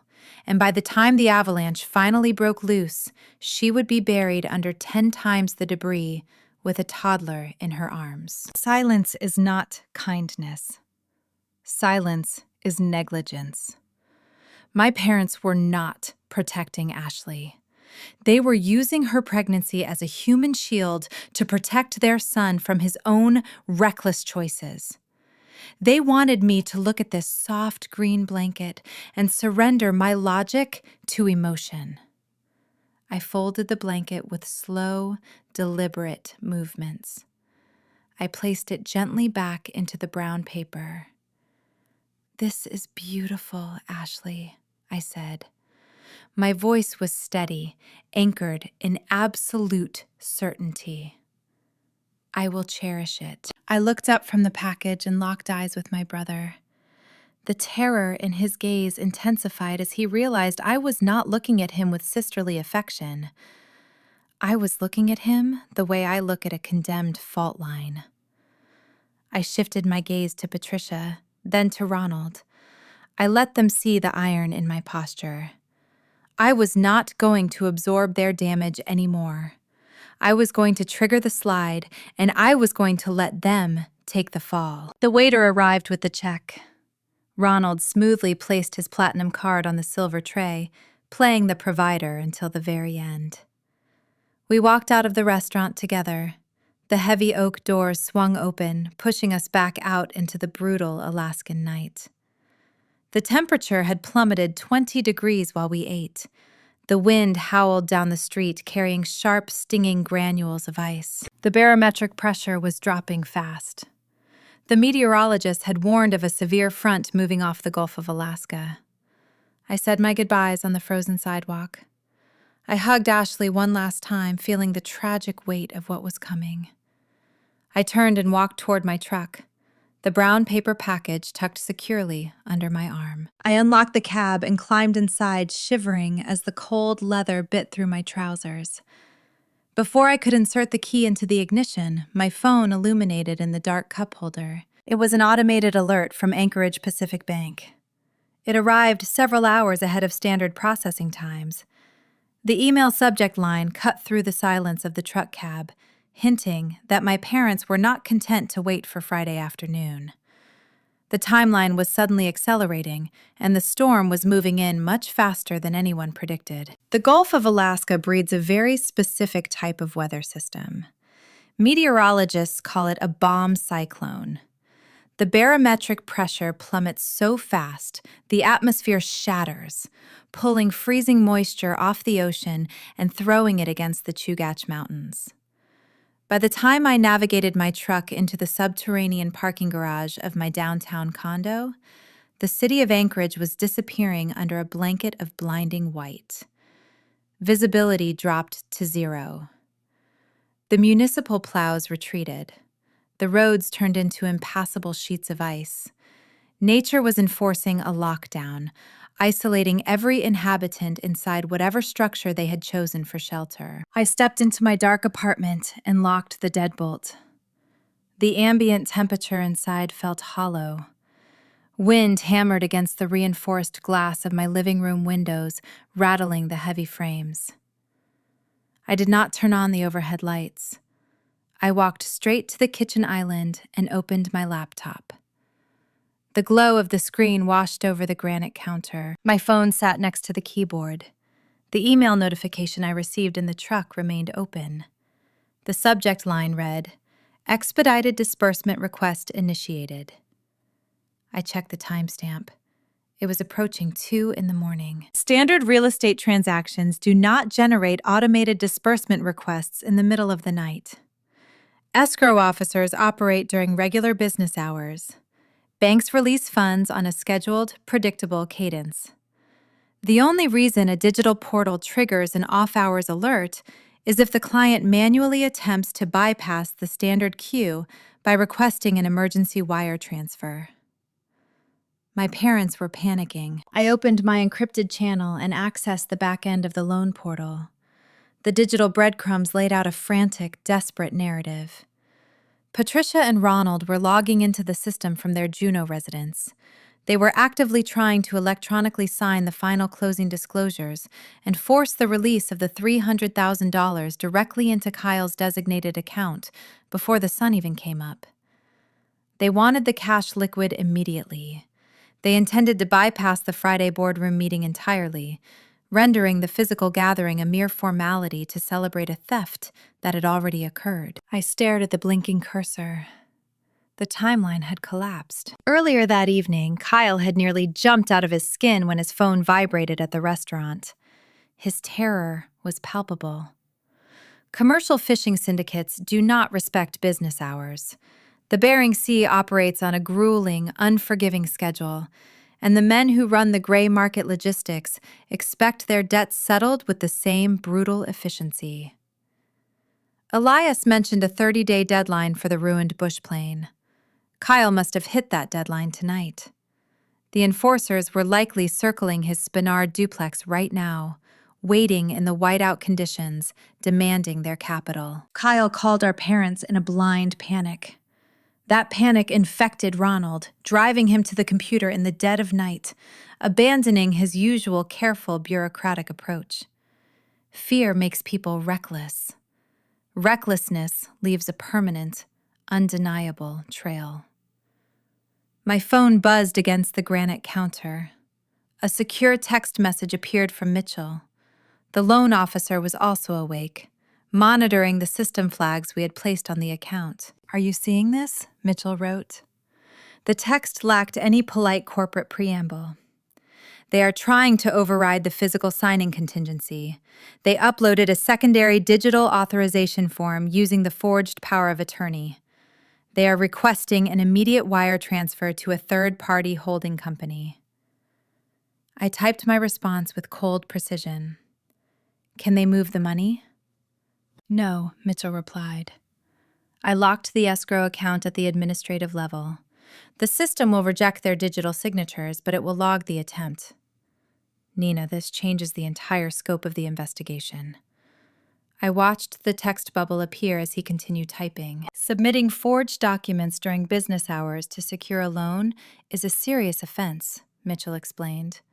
"But logging into a federally insured portal at 2 a.m. and attempting to initiate an emergency unauthorized wire transfer across state lines elevates this to a different tier of financial crime. They just handed us the final pieces of metadata required for federal wire fraud charges. The system captured their device identifiers, their IP addresses, and their exact keystroke timestamps. A sharp sense of vindication settled in my chest. If you give a trapped animal enough rope, it will eventually tie its own knot. My father spent his entire career manipulating state procurement rules, thinking he was the smartest man in every room. Now, blinded by his desperation to save his golden child, he was clicking buttons on a banking portal, leaving a digital footprint so pristine a prosecutor could frame it. But the trap was not yet sprung. If the system simply rejected their transfer without explanation, Ronald might realize the account was flagged. He might understand they were caught, prompting him to destroy his computer, delete his files, and flee the state before the authorities could mobilize. I needed to maintain the illusion of control. I needed to keep them moving toward the glass boardroom on Friday afternoon. I opened my messaging application and drafted a direct text to my mother. "Mom," I wrote. My tone mimicked the controlling, meticulous persona she expected from me. "I just received a notification that the bank portal is rejecting the final signatures. The system requires physical identity verification for a transfer of this size from a legacy trust. Stop trying to push the electronic forms through. I am handling the paperwork in person. Everything will be finalized at the bank on Friday." I read the text twice to ensure it contained no trace of suspicion. It provided a logical administrative excuse for the system failure. It reinforced my role as the responsible, in-charge daughter, managing the details. And most importantly, it promised them the money. I pressed send. The howling wind outside reached a fever pitch, rattling the glass panes. Anchorage was entirely sealed off from the rest of the world. The snow accumulated in heavy drifts across the balcony. Inside the condo, the silence stretched thin and tight. 5 minutes passed, then 10. They were likely sitting in their Juneau living room, debating how to respond, weighing their terror of the syndicate against their reliance on my compliance. Finally, the screen illuminated. Patricia replied. Her message arrived, dripping in artificial relief, masking the sheer panic that must have consumed her just moments prior. "Thank goodness you are monitoring the account, sweetheart," she wrote. "Your father was just trying to get a head start on the paperwork to save us time at the meeting. We will leave the portal alone. Kyle is so anxious to get the keys. We will see you at the boardroom on Friday. We are so proud of you." I closed the messaging application and set the phone down. They rejoiced. They exhaled a collective sigh of relief, convinced that the minor technical glitch was resolved by their dependable, obedient daughter. They believed the transaction was secure. They thought the syndicate would be paid, the luxury house would be purchased, and the facade of the perfect Jenkins family would remain intact. They were unaware they had just accelerated their own demise. They had locked the door of their own prison cell from the inside. The storm outside mirrored the inevitable destruction building within my family. A whiteout blinds you. It disorients your senses until you can no longer distinguish the sky from the ground. You wander in circles, believing you are walking towards safety right up until you step off the edge of a cliff. Patricia and Ronald were walking blindly through the snow, guided only by their arrogance and their desperate need to shield Kyle from reality. I walked away from the kitchen counter and moved toward the spare bedroom where my heavy winter gear lay strewn across the floor. The social engineering was dismantled. The financial trap was secured. The metadata was harvested. There were no more negotiations. There were no more family dinners. There was only the execution of the final phase. I needed to prepare for the boardroom. I needed to assemble the evidence with the same ruthless efficiency I used to pack an avalanche mitigation bag. I needed to ensure that when the weak layer finally collapsed, I was standing on solid rock, watching the debris slide safely past me. The morning sun failed to pierce the heavy gray cloud cover. The whiteout conditions held Anchorage in a frozen grip, wrapping the city in a blinding, swirling haze. I stood in my kitchen, drinking plain black tea, watching the snow pile against the reinforced glass. The weather mirrored the cold, calculated environment I needed to cultivate within my own mind. Today was Thursday. Tomorrow, the trap would spring. But an avalanche does not trigger itself flawlessly without meticulous preparation. You do not walk onto a loaded slope hoping for a favorable outcome. You map the fracture lines, you plant the charges. I opened my laptop and initiated a secure video conference. The screen flickered before displaying the stern, tired face of Detective Russo. He operated out of the State Financial Crimes Unit. We had connected through Mitchell earlier in the week, but the off-hours wire transfer attempt changed the entire legal landscape of our operation. Russo sat at a metal desk, holding a printed copy of the digital logs Mitchell had forwarded. He did not waste time with pleasantries. Ms. Jenkins, Russo began. His voice sounded gravelly and sharp through the computer speakers. I reviewed the metadata your loan officer flagged during the night. The IP address confirms the login originated from a residential network in Juneau. The keystroke timestamps align perfectly with the off-hours disbursement request. They attempted to authorize an emergency transfer of $300,000 across state lines using a forged digital token. I took a slow sip of my tea. Is it enough for a warrant? It is enough for multiple federal and state charges, Russo replied. He tapped a pen against his desk in a steady, rhythmic motion. Wire fraud, identity theft, uttering a forged instrument. But you and Mitchell proposed a specific theater for Friday afternoon. I want to ensure we are aligned. A bank boardroom is a controlled environment, but human desperation is unpredictable. If your brother owes a commercial fishing syndicate that kind of cash, he is operating under severe duress. Duress makes people dangerous. He is a coward, I stated. My tone lacked any trace of sibling affection. My father relies on bureaucratic intimidation. My mother utilizes social pressure. None of them possess the spine for physical confrontation in a highly monitored corporate setting. They will fold the second the illusion shatters. Russo nodded slowly, his eyes scanning a document just off camera. We will have 2 plainclothes officers stationed in the lobby. I will be in the adjacent security office with the bank internal investigator watching the live feed. But the execution rests entirely on your shoulders. We need them to explicitly claim those documents. We need them to verbally confirm their intent to use your trust while on camera. Can you guarantee they will speak before you shut it down? My mother treats every audience like a captive congregation, I assured him. She will not be able to resist taking a victory lap. She will hang herself with her own words. Good, Russo said. Once they commit, you deploy your evidence. The moment you declare the documents forged on the record, I step into the room. The jurisdiction transfers to the state. The call ended. The legal framework was rigid and unyielding. Now I needed to assemble the physical charges. I walked into my gear room.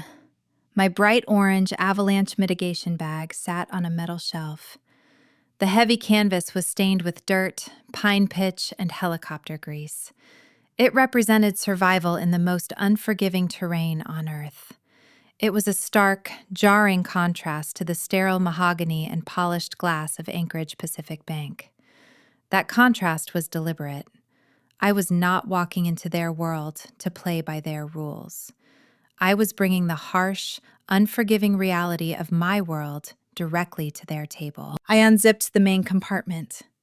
I removed the titanium shovel, the folding probe, and the emergency thermal blankets. I needed the space for a different kind of survival equipment. I walked to my desk and gathered the printed materials. The forged power of attorney went in first. The blue ink of the fraudulent signature glared up at me, a pathetic imitation of my identity. Next, I added the certified GPS telemetry logs. The pages detailed my exact coordinates, proving my presence on the Matanuska Glacier hundreds of miles away from the supposed notarization event. I pulled a sleek silver flash drive from my drawer. It contained the clean, high-definition audio recordings. The file held my mother casually admitting to the forgery over coffee. It held my father delivering his sociopathic extortion threat in the freezing logistics yard. I slipped the drive into a waterproof interior pocket. The final item was a formal fraud affidavit. I had drafted it with a legal consultant earlier in the week. It was a sworn statement declaring the loan application fraudulent, revoking any perceived authorization, and demanding an immediate freeze on the Wilderness Trust. It was the legal kill switch. I placed it gently on top of the other documents and zipped the heavy orange canvas shut. The inspection kit was ready. My grandfather spent his entire life working the Alaskan soil. He panned rivers, logged timber, and built a legacy through sheer, grueling labor. He established the trust so I could purchase land and build something real. Kyle spent his life renting luxury he had never earned, leaving a trail of unpaid debts and broken promises. My parents decided to steal the old man legacy to fund my brother and his reckless entitlement. Looking at the orange bag, I felt a deep, fierce, protective instinct for the grandfather who actually understood the value of hard work. I was not just defending my own future. I was defending his memory. I picked up my phone and dialed the direct line for Mitchell. He answered on the first ring, his voice tight with anticipation. "The storm is getting worse," Mitchell noted. The sound of keyboard clicking echoed in the background. "But the boardroom is reserved, the documents are printed, the security feeds are tested and recording directly to our secure servers. Are you prepared for tomorrow?" "The state detective is briefed and ready," I replied. I paced the length of my living room, my bare feet silent against the hardwood floor. "I have the physical evidence packed.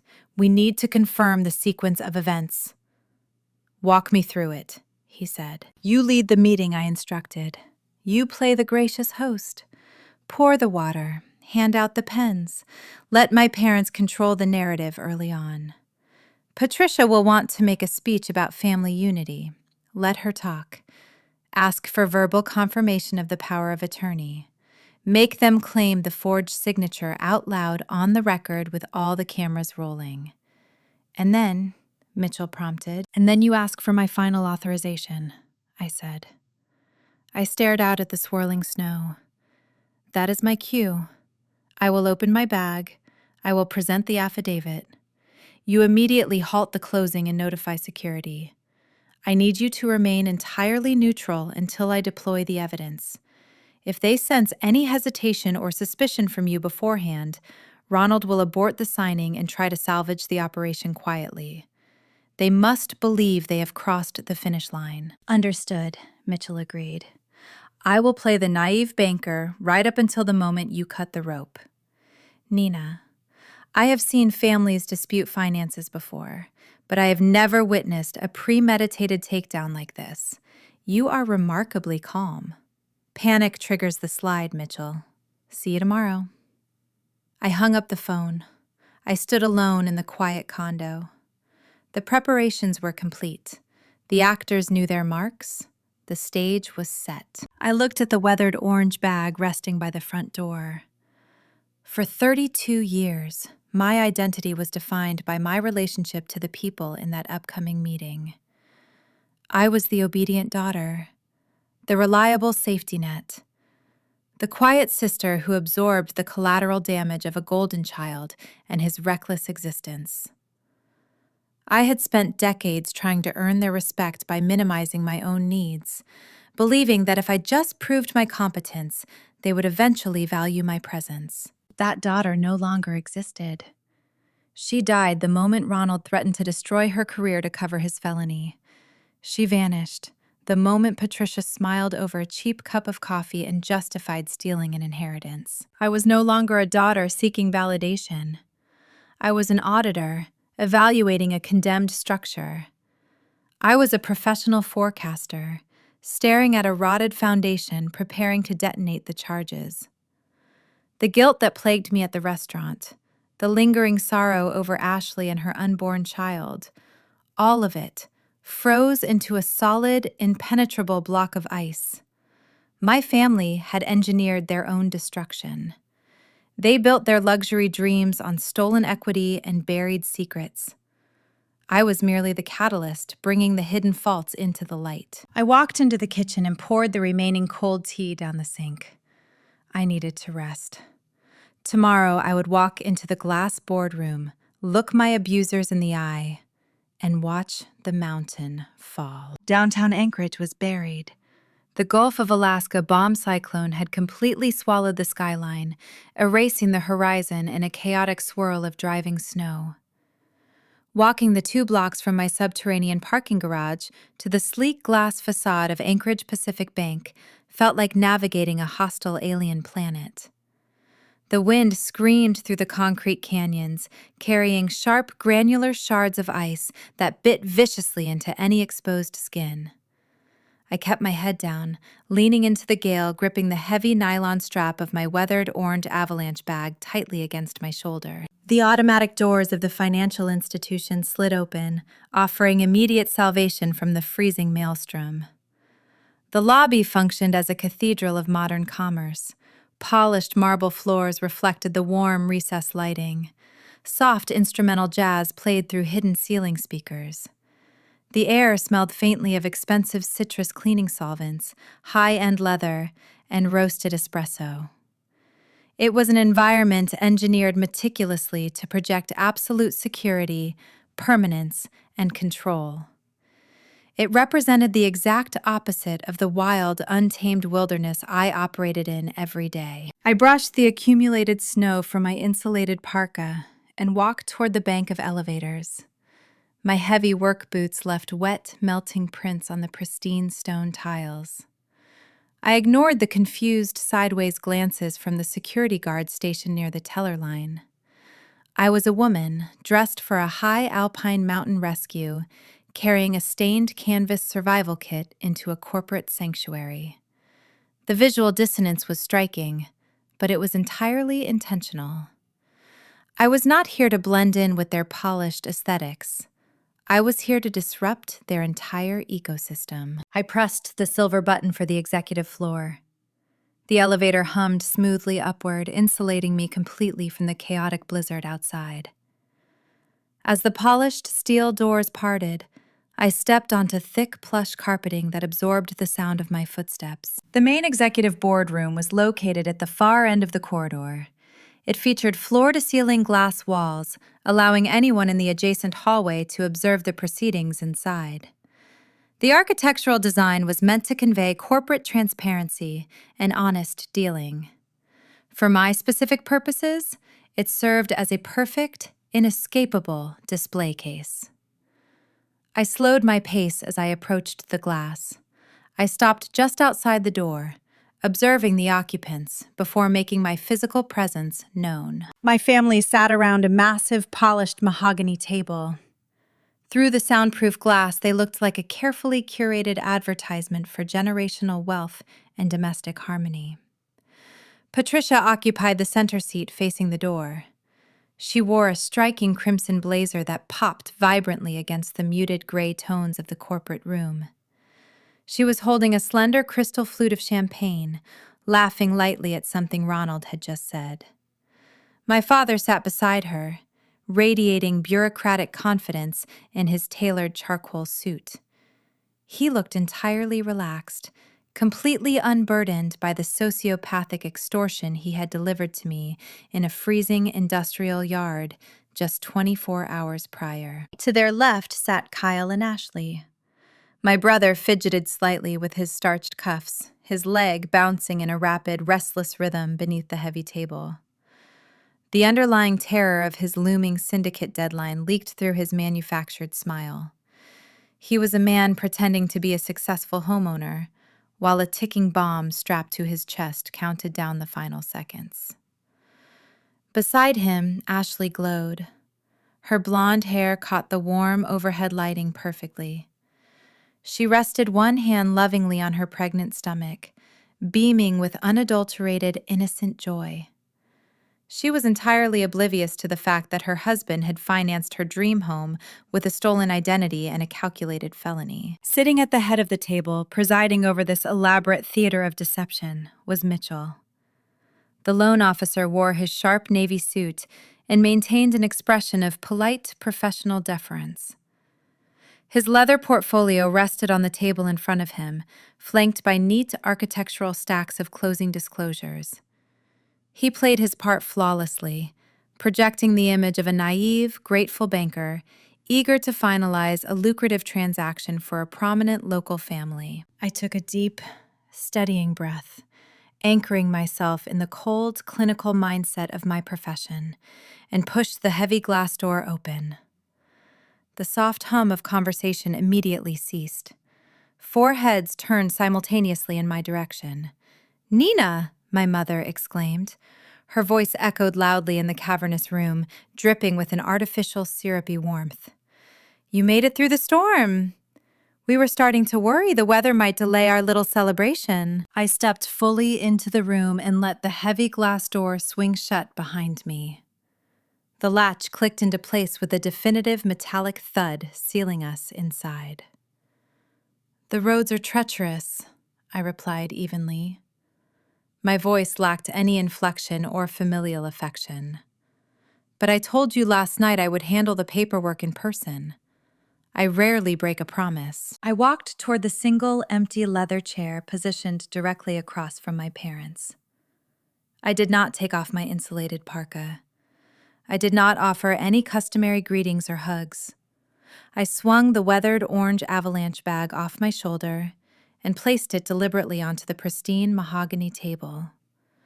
The heavy canvas made a dull thud, instantly disrupting the elegant aesthetic of the champagne flutes and the manicured legal documents. Ronald stared at the stained bag, his jaw tightening for a fraction of a second.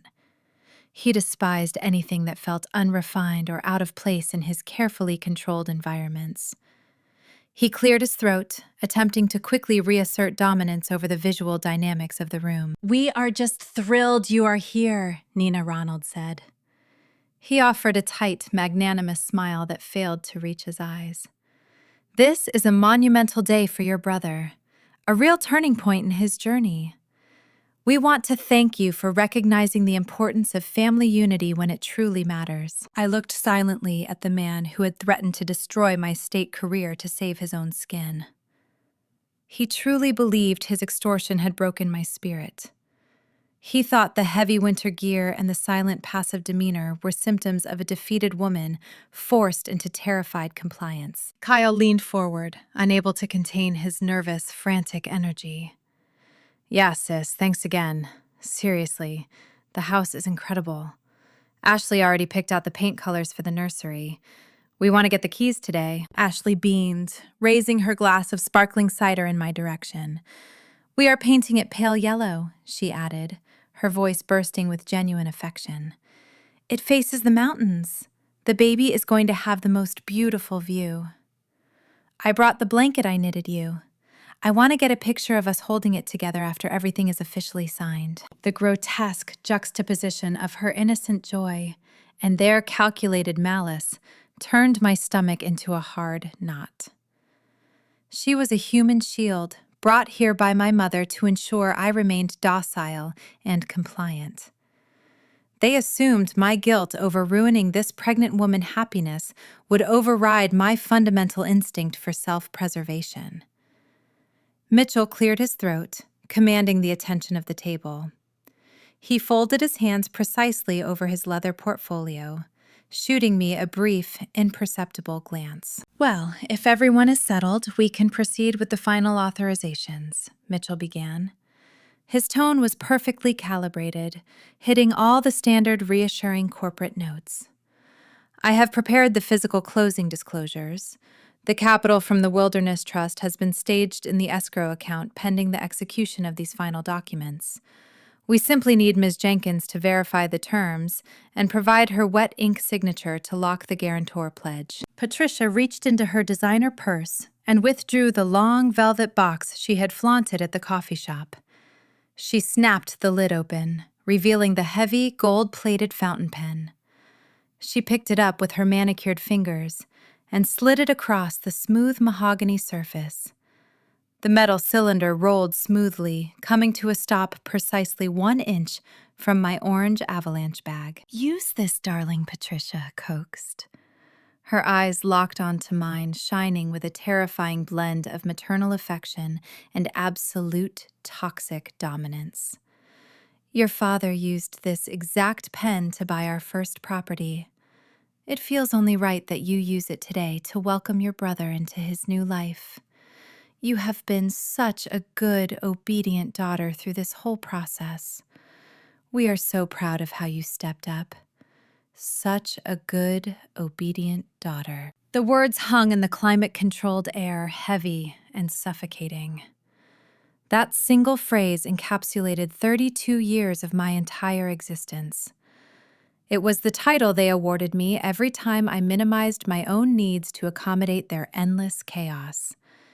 It was the label they assigned me whenever I quietly absorbed the collateral damage of Kyle and his infinite failures.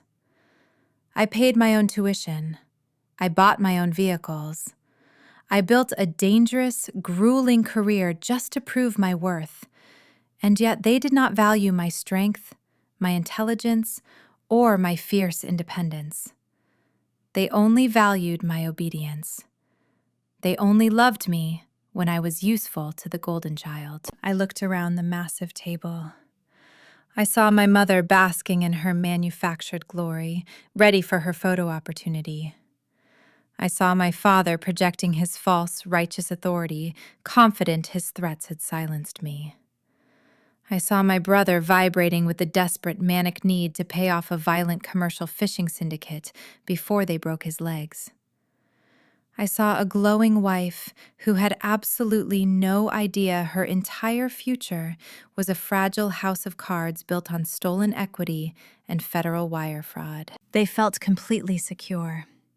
They were sitting in a sleek, warm boardroom, sipping expensive champagne, insulated from the howling blizzard raging just beyond the glass. They believed they had successfully navigated every obstacle. They thought they had outsmarted the banking system, pacified the golden child, and permanently subjugated the scapegoat. They had absolutely no idea they were sitting at ground zero. I stared at the gold pen resting on the mahogany table, the instrument of my financial execution, the final required step in their grand illusion. The room fell utterly silent, waiting for me to pick it up and sign my future away. The dramatic tension stretched so tight, it felt like a physical wire humming dangerously in the space between us. I slowly reached my hand out, but my fingers did not move toward the gold pen. My hand moved toward the heavy metal zipper of my weathered orange avalanche bag. The metal zipper of my weathered orange bag felt cold against my fingertips. The teeth of the zipper parted with a sharp, distinct sound that cut through the quiet elegance of the boardroom. Across the table, my mother maintained her bright, expectant smile. Patricia assumed I was reaching for a pair of reading glasses or perhaps a tissue. She had spent 2 months constructing a reality where my submission was a guaranteed outcome. She could not fathom any other script. Mitchell cleared his throat again. He adjusted his posture, straightening his spine against the leather executive chair. He opened the thick leather portfolio and withdrew a stack of dense legal documents printed on heavy bond paper. He aligned the edges by tapping them gently against the mahogany surface. He was a professional, playing his designated role to perfection. "Before we finalize the disbursement," Mitchell said, his voice carrying the practiced cadence of a seasoned financial officer, "I need to formally read the terms of the guarantor pledge into the record. We are initiating the transfer of title for the property located on Southridge Drive to Kyle Jenkins. The purchase price is $850,000. He paused and looked directly at me. His expression remained a blank canvas. To secure the underlying financing for this transaction, Mitchell continued, Nina Jenkins is offering a pledge of collateral. This collateral is drawn directly from the Jenkins Wilderness Trust. The total pledged amount is $300,000. This sum will be held in escrow and subject to permanent lien upon default by the primary borrower. The room fell into a deep, expectant hush. The only sound was the faint hum of the building heating system and the muffled howl of the blizzard striking the exterior glass walls. Mitchell folded his hands over the documents. Ms. Jenkins, he said, I need you to provide your physical state-issued identification. I also need your verbal confirmation that you understand these terms and that you freely authorize the binding of your trust to this mortgage. Once you provide verbal consent, you may use the pen provided by your family to execute the final signature. Ashley leaned forward in her chair. Her eyes shone with unshed tears of gratitude. She reached out and rested her hand gently on Kyle's forearm. She was ready to witness a beautiful act of family loyalty. I looked at the gold-plated fountain pen. It sat exactly where Patricia had rolled it, gleaming under the recessed lighting. I did not reach for it. I did not touch the polished metal. Instead, I reached deep into the main compartment of my avalanche bag. My hands bypassed the thermal blankets and the titanium shovel. My fingers closed around the thick, waterproof folder I had prepared in the early hours of the morning. I pulled my Alaska driver license from my pocket first.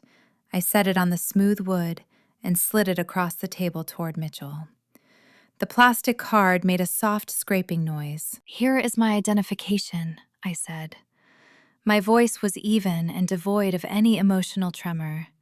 It resonated in the quiet room with the same flat certainty I use when calling out hazard coordinates on a radio. Mitchell picked up the ID and inspected it. Thank you, he said. And your verbal confirmation regarding the collateral pledge? I opened the waterproof folder.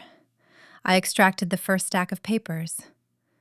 These were the certified GPS telemetry logs generated by my state-issued transponder. The pages featured dense rows of raw data, latitude coordinates, longitude coordinates, and precise timestamps. I placed the stack squarely in the center of the mahogany table. Those are my official location logs for Tuesday the 14th, I stated. They are authenticated by the Department of Natural Resources.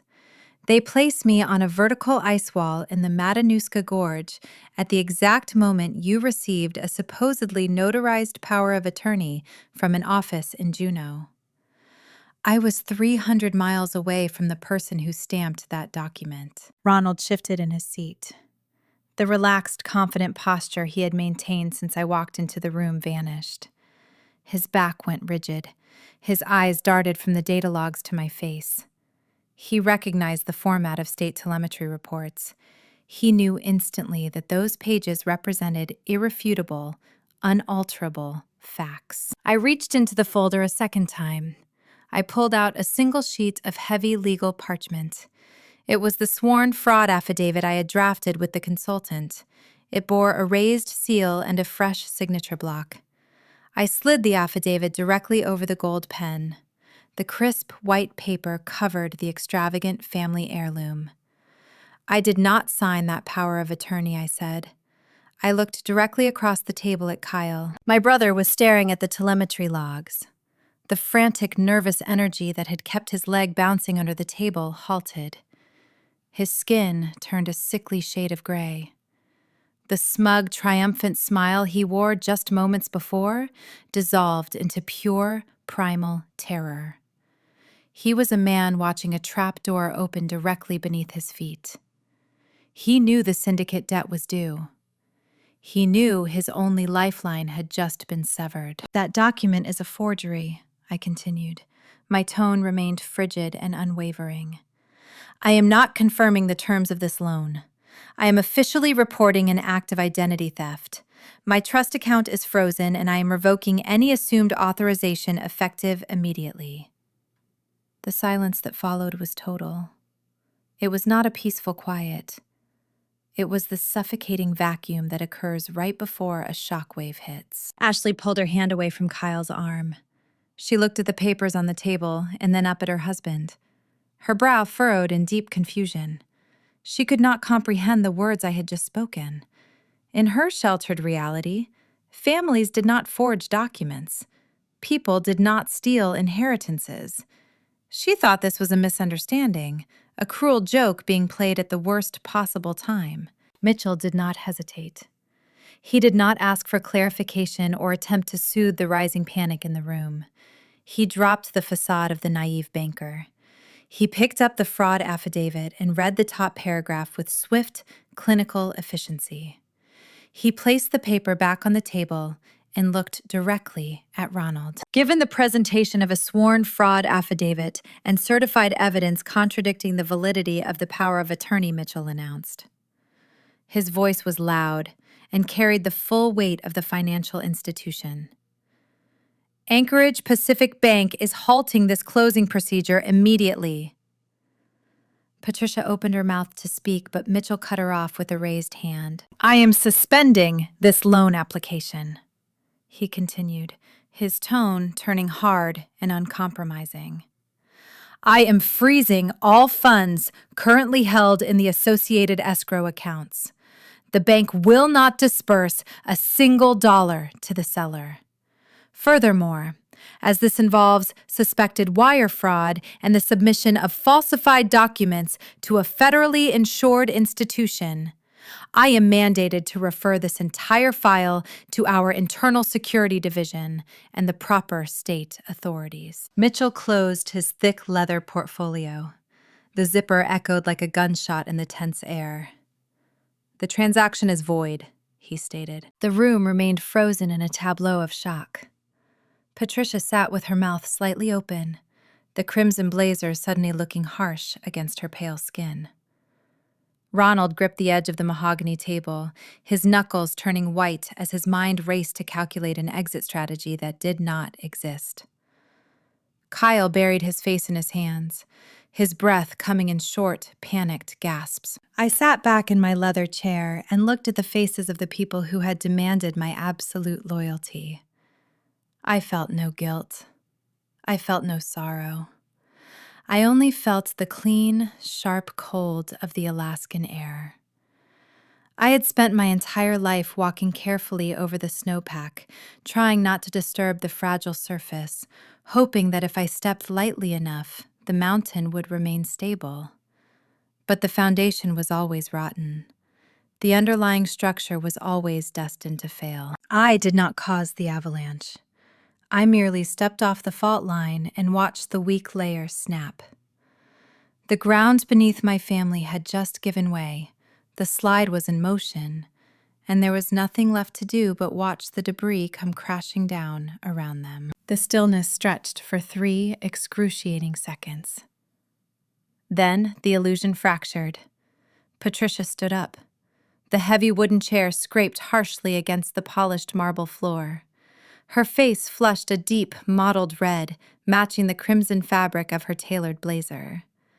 The polished matriarch vanished in an instant, replaced by a desperate, cornered animal. "Sign the paper," Nina Patricia ordered. Her voice lost its musical cadence, turning shrill and echoing off the pristine glass walls. "Stop this nonsense right now. Pick up the pen and sign the document. You are ruining everything." I did not look at my mother. I kept my gaze locked squarely on Ashley. The pregnant woman sat rigid, her bright blue eyes darting frantically between my face and the forged affidavit resting on the mahogany table. She held the crystal flute of sparkling cider suspended halfway to her lips. Her knuckles turned stark white around the delicate glass stem. Nina Ashley whispered, her voice trembled. "What is she talking about? What forgery?" I leaned forward slightly, resting my forearms on the edge of the heavy table. I softened my tone, stripping away the cold auditor cadence, offering her the only mercy I possessed: the truth. Kyle is not buying a house, I explained. He has no intention of raising your child in this neighborhood.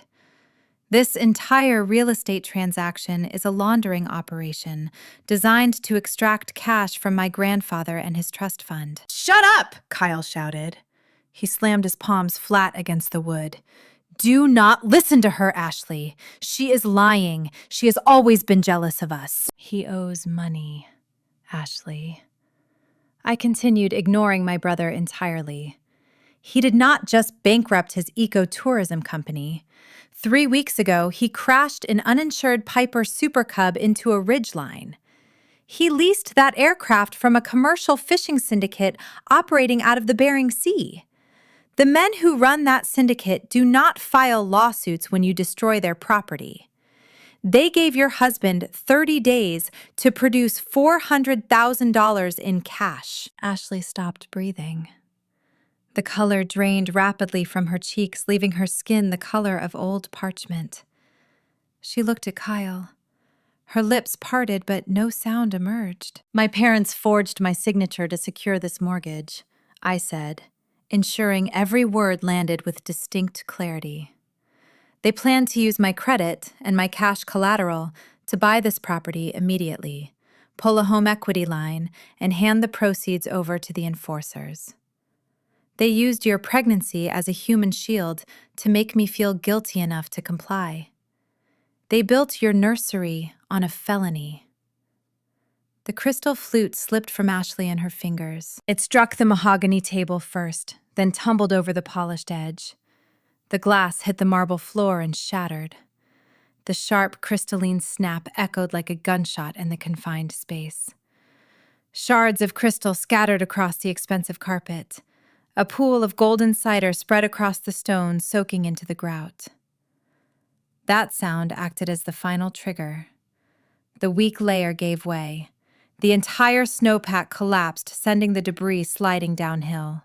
The demand for unwavering loyalty, the bedrock of the Jenkins family doctrine, evaporated in a single breath. They realized the bank officer had frozen the funds and notified the authorities. The law was coming. And the second the threat of prison entered the room, they turned on each other with the ferocity of starving wolves. "You fool," Ronald hissed. He did not aim his fury at me. He turned his venom directly onto his son. "I told you to manage your debts. I told you to stop borrowing from the gray market. You reckless idiot. You dragged us into a federal wire fraud investigation over a joyride in a bush plane." Kyle sprang out of his chair, backing away from his father. His chest heaved. The veins in his neck bulged. "Do not put this on me," he screamed. He pointed a trembling finger at our mother. "She said it was foolproof. She promised me the money was guaranteed. You told me Nina would never fight back. You said she was too weak to cause a scene." Patricia rounded on Kyle, her features contorted with pure rage. "I did everything for you," she shrieked. "I risked my entire reputation to save your life. You owe these people $500,000. They are going to break your legs, Kyle. I forged that document to keep you out of a hospital. And you failed," Kyle fired back. His voice cracked, pitching upward in unadulterated panic. "The bank flagged it. The money is frozen. The deadline is tonight, Mom." "The syndicate is going to find me. They know where I live." Ronald slammed his fist onto the table, making the remaining champagne glasses tremble. He glared at Patricia, his face twisting in disgust. "This was your grand strategy?" he sneered. "You orchestrated this pathetic theater. You insisted on this ridiculous boardroom celebration. If we had just handled this digitally, none of this evidence would be sitting in plain sight. You led us straight into a trap because you wanted a photo opportunity." "Do not dare blame me," Ronald Patricia retorted. She crossed her arms, her chest rising and falling rapidly. "You went to the logistics yard yesterday. You assured me you had secured her obedience. You told me you threatened her security clearance and she folded. You said you broke her. Look at her, Ronald. Does she look broken to you?" I sat perfectly still in my leather chair. I did not flinch. I did not interrupt. I just watched them tear each other apart. For 32 years, they lectured me about the sacred bond of family. They demanded my resources, my silence, and my compliance under the guise of unconditional love. They told me we were a unit. They insisted that blood was a permanent, unyielding contract. But watching them now, I saw the undeniable truth. Their loyalty was a transactional illusion. It existed only when it was convenient. The moment the consequences arrived, the moment the comfortable facade caught fire, they shoved each other toward the flames to save themselves. The father blamed the son blamed the mother blamed the father. Ashley pushed her chair back, the legs scraping harshly against the floor. She wrapped both arms protectively around her swollen stomach. She looked at her husband, staring at him as if he were a terrifying stranger. "You lied to me," Ashley whispered. The tremor in her voice cut through the shouting match. "You looked me in the eyes every night, and you lied. You told my parents you were a successful outfitter. You let me paint a nursery in a house you were stealing from your own sister." Kyle reached out his hands, hovering in the air. "Ash, please. Baby, I can fix this.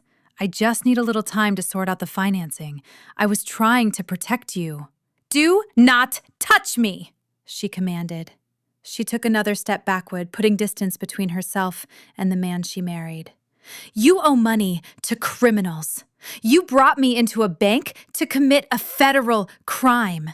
You are not protecting me, Kyle. You are destroying us." Patricia tried to intervene, switching her tone back to a sickeningly sweet cadence. "Ashley, darling, do not get upset. It is bad for the baby. We will clear this up. Nina is just throwing a tantrum. The bank will realize it is a simple familial dispute." Mitchell had remained silent during the implosion. He stood at the head of the table, an impartial observer to the carnage. Now he stepped forward, reasserting his authority. "This is not a familial dispute," Mitchell stated. His voice carried a frigid edge that left no room for interpretation. "You attempted to process an unauthorized wire transfer at 2 a.m. across state lines. You presented forged notary stamps on bank property. The Internal Security Division has already locked the perimeter. Nobody is clearing anything up." The finality in the loan officer and his words extinguished the last remaining embers of their hope. The screaming ceased. The reality of their situation descended upon the room like a suffocating blanket of snow. They were trapped. Ronald looked at the heavy glass door of the boardroom. Beyond the soundproof pane, the bank lobby continued its quiet, elegant operations. Customers stood in line. Tellers processed deposits. But positioned directly outside our specific door, 2 men wearing dark, nondescript suits had materialized. They stood with their hands clasped in front of them, their postures rigid and alert. They were not bank employees. My father recognized the subtle markers of law enforcement.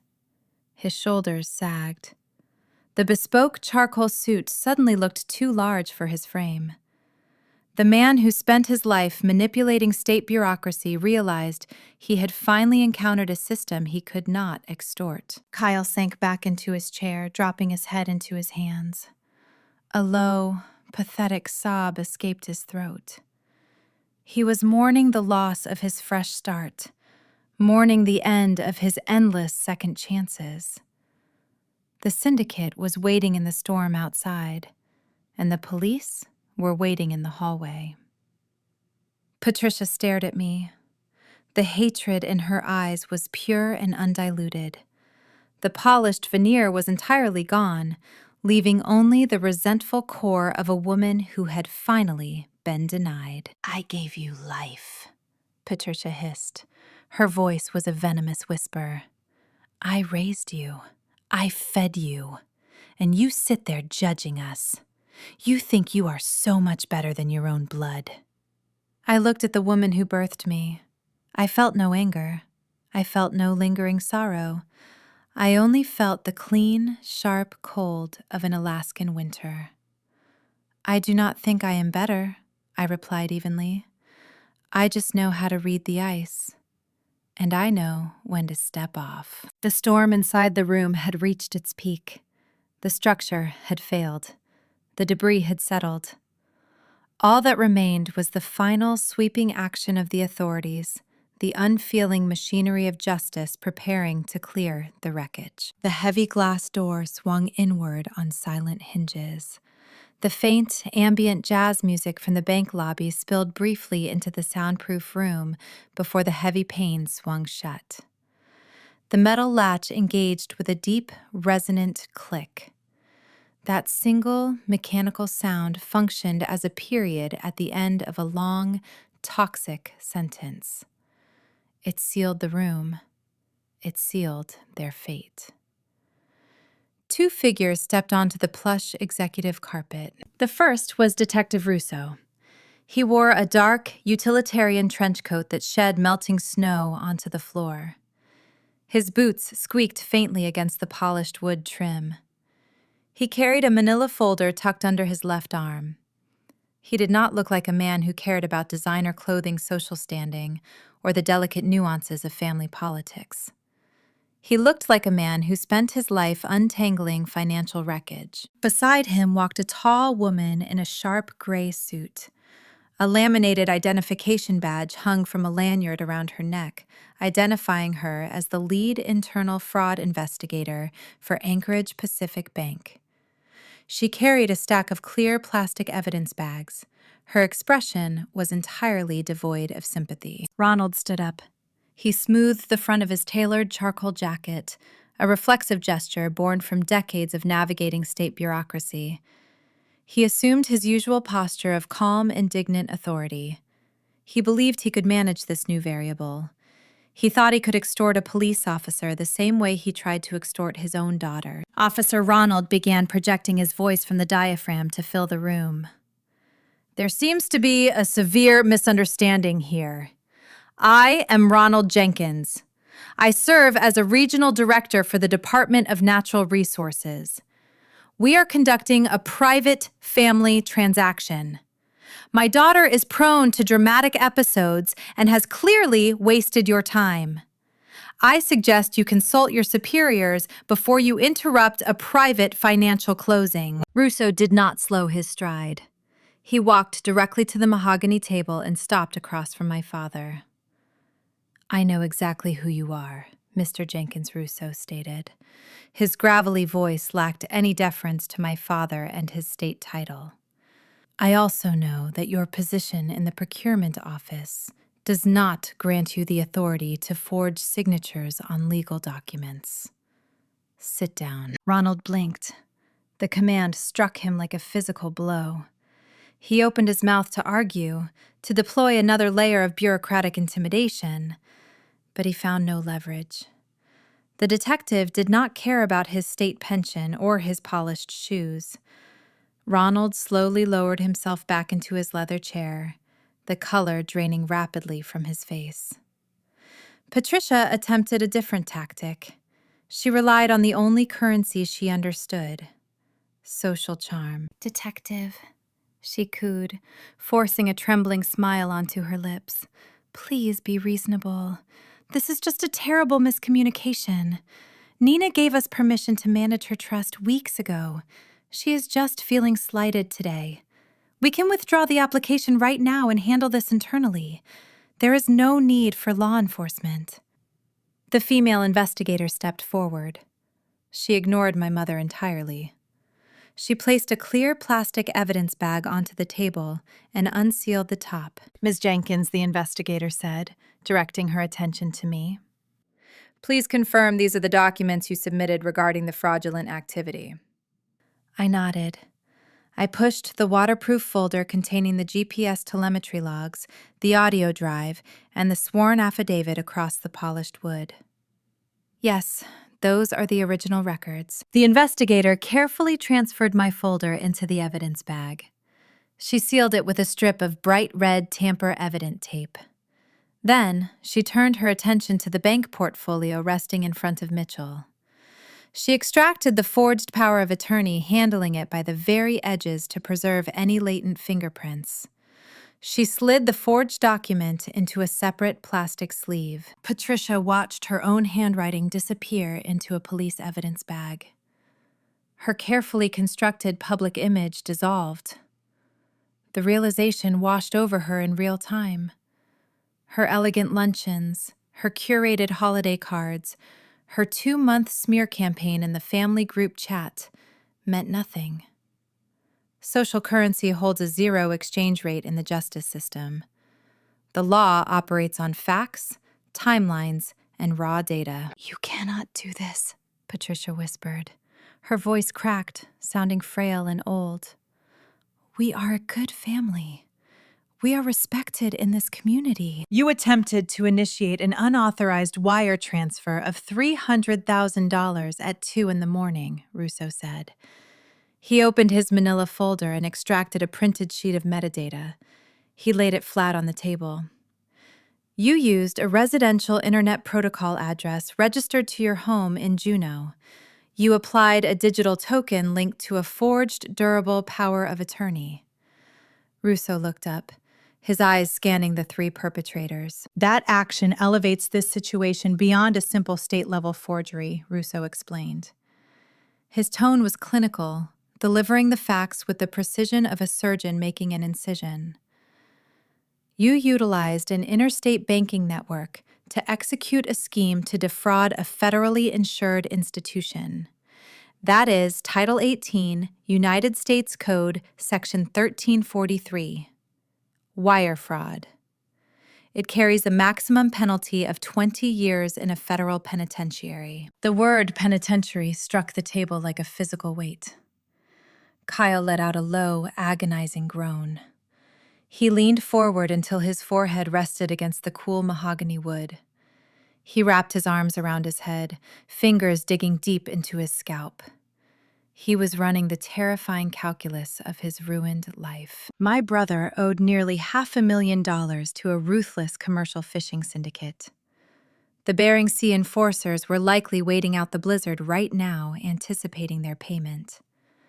Kyle had promised them the cash by tonight. He banked his physical safety on the success of this fraudulent loan. Now, the money was permanently frozen.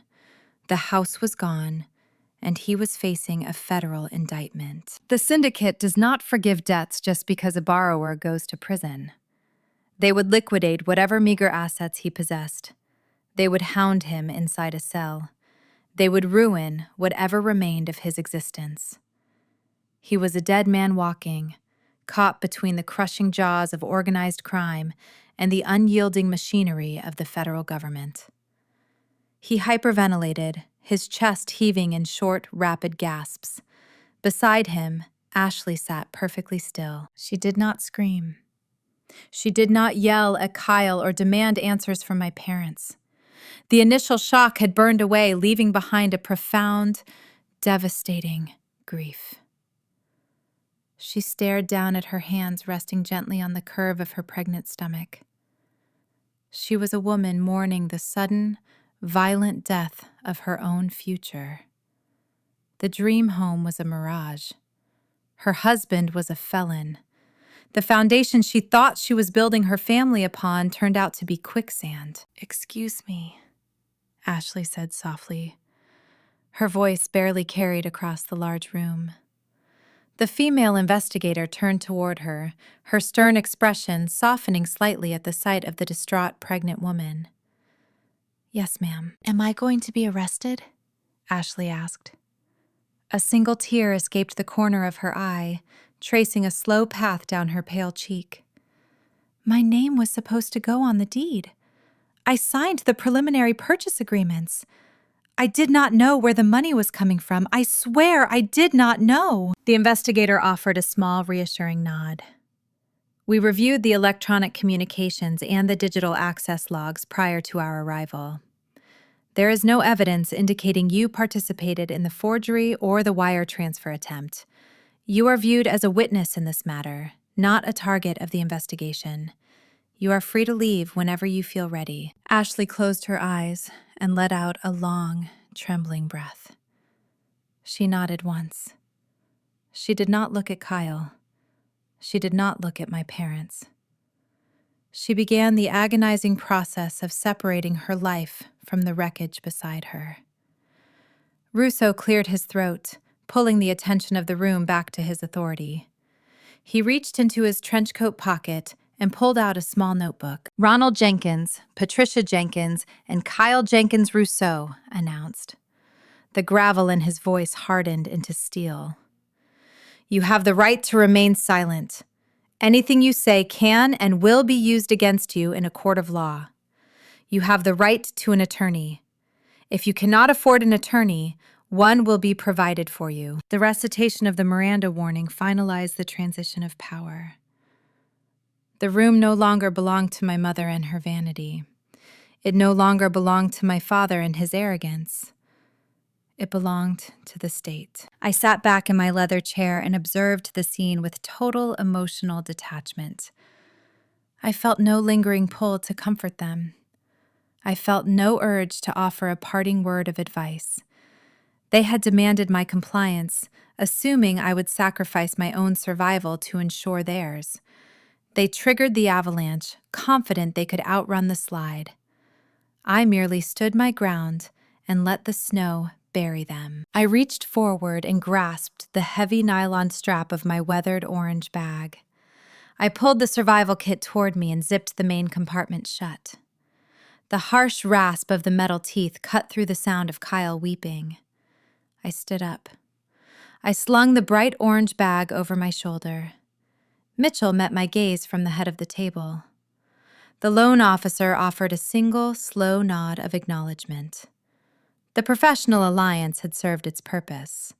The structure was secure. I turned my back on the polished mahogany table, the shattered crystal glass, and the 3 people who shared my DNA. I walked toward the heavy glass door. I did not look over my shoulder. I pushed the metal handle downward, feeling the solid weight of the door yield to my momentum. I stepped out of the soundproof boardroom and into the ambient jazz of the bank lobby, leaving my abusers secured safely inside the unfeeling machinery of the justice system. 6 months have passed since the heavy glass door of the Anchorage Pacific Bank boardroom clicked shut. I am currently standing on the ragged edge of a colossal tidewater glacier deep in the Prince William Sound. The air out here tastes like ancient compressed ice and salt spray. It is pristine. It is unforgiving. A sharp crack echoes through the fjord, sounding exactly like a rifle shot. I watch a towering pillar of blue ice detach from the main face of the glacier and plunge hundreds of feet into the dark, freezing ocean below. The impact sends a rolling wave across the water, rocking the small Zodiac boat anchored near the shoreline.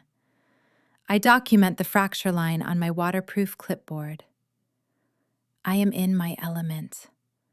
I am breathing freely. The legal fallout from that Friday afternoon unfolded with the slow, crushing inevitability of a glacial advance. When you hand a federal prosecutor a certified GPS telemetry log, a sworn fraud affidavit, and an authentic audio recording of extortion, the justice system moves with terrifying efficiency. The bank provided airtight surveillance footage from the boardroom. Mitchell testified before a grand jury detailing the exact timeline of the off-hours wire transfer attempt. The evidence I packed inside my weathered orange canvas bag proved insurmountable. There were no prolonged courtroom battles. There were no dramatic cross-examinations. My parents faced an overwhelming wall of unalterable facts, and their defense attorneys advised them to accept a plea agreement rather than risk a trial they were guaranteed to lose. Ronald and Patricia pleaded guilty to felony counts of identity theft and wire fraud. They avoided serving time in a federal penitentiary due to their age and lack of prior criminal records, but the leniency ended there. The judge mandated 5 years of strict probation and ordered heavy financial restitution. The true punishment for my parents did not come from the gavel. It came from the total dismantling of their meticulously curated illusions. The Department of Natural Resources conducted an internal ethical review regarding Ronald and his attempt to leverage his administrative position to extort a state employee. The findings were swift and severe. He was forced to surrender his state-issued identification badge. He cleared out his climate-controlled office under the supervision of armed security guards. He lost his prestigious title, a significant portion of his pension, and the bureaucratic authority he used to manipulate everyone around him. Patricia suffered a fate she considers far worse than financial ruin. She suffered social exile. The federal indictment was published in the local Anchorage and Juneau newspapers. The sprawling extended family group chat, the same digital room where Patricia had spent 2 months painting me as a wealthy, eager savior, went dead silent. The aunts and uncles read the court transcripts. They realized she had orchestrated a felony and lied to their faces to cover it up. Patricia now walks through the local grocery store, and former friends turn their shopping carts down different aisles to avoid making eye contact. The pristine reputation she valued above all else has turned to ash. Kyle experienced a much harsher reckoning. The bank permanently blacklisted him. The luxury home purchase dissolved, returning the property to the market. But the collapse of the real estate transaction was the least of his concerns. The Bering Sea commercial fishing syndicate did not care about federal indictments or ruined credit scores. They only cared about the $400,000 Kyle owed them for the destroyed Bush plane. Without my trust fund to act as a human shield, Kyle had nowhere left to hide. The enforcers found him 3 days after the boardroom incident. To avoid physical retaliation, Kyle was forced to sign a predatory labor contract. He filed for bankruptcy to clear his legitimate consumer debts, but the gray market operates outside the jurisdiction of bankruptcy courts. My brother now works grueling, back-breaking shifts as a low-level deckhand on a commercial crabbing vessel operating out of Dutch Harbor.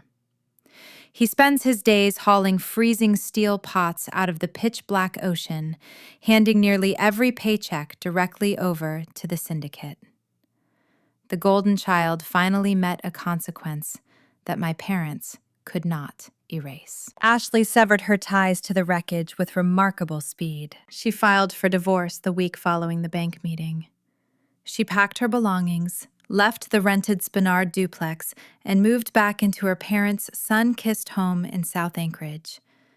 She refused to take my brother calls. Last month, she delivered a healthy baby boy. She did not put Kyle and his surname on the birth certificate. She sent me a single handwritten note in the mail. The stationery was simple and elegant. She thanked me for exposing the rot before her son was born. She wrote that she would rather raise a child in a small, honest room than in a mansion built on a foundation of lies. I keep that note tucked inside my desk drawer at the cabin. It is a quiet reminder that the truth, no matter how destructive it appears on the surface, is the only material that can support a genuine life. My wilderness trust remains secure and untouched. My career is thriving. The department promoted me to a regional oversight role, granting me command over larger mitigation projects across the state. I reach into the chest pocket of my insulated parka and pull out my satellite communicator. It is linked to my cellular network back in Anchorage, downloading messages in brief bursts whenever the satellite geometry aligns. The screen illuminates, casting a pale glow against my heavy gloves. A notification pops up. A blocked number. Bypassed the standard filter and left a voicemail. The automated transcription software converts the audio into text on my screen. I read the words in silence. "Nina, please call me back." The text reads, capturing Patricia and her desperate cadence. "Your father is struggling. The restitution payments are draining our accounts. We made a mistake, but we are still your family. We forgive you for the police. You need to drop this grudge. We can fix this if you just come home." I stare at the digital text. She is still trying to construct a narrative where she holds the moral high ground. She is offering her forgiveness to the victim of her own crime. She expects the old pull to activate.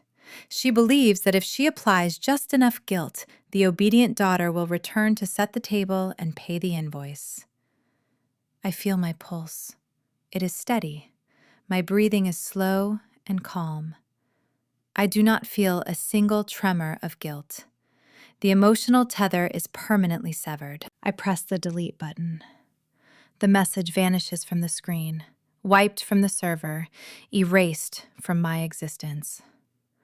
I do not block the number again. I simply set the device to reject all unrecognized callers. The boundary is absolute. The door is locked, and I am the only one holding the key. 1 year ago, I thought my role in this family was a permanent, unchangeable law of nature. I thought being the strong, responsible daughter meant I was obligated to absorb the failures of the people around me. I believed that setting boundaries was an act of cruelty. I understand the mechanics of survival much better now. Blood does not create a blank check for exploitation. Raising a child does not grant a parent unlimited access to that child and their future. Loyalty is not a debt collector pounding on your door demanding you surrender your security to pay for someone else and their recklessness. When the people who demand your absolute loyalty are willing to forge your name, threaten your career, and sacrifice your stability to shield a golden child from reality, they are not a family. They are a hazard. They are a weak layer buried deep in the snowpack, waiting for the right moment to fracture and drag you down the mountain. You do not have to stand in the path of the slide just because you share their last name.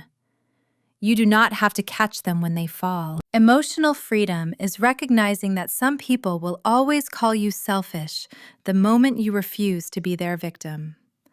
Financial freedom is knowing that the equity you build with your own hands, the life you construct through your own grueling labor, belongs entirely to you. I did not save my parents from their social exile. I did not save my brother from his terrifying debts. I saved the only person in that boardroom who actually deserved to be rescued. I saved the woman who spent 32 years earning her own way, only to be told she required nothing.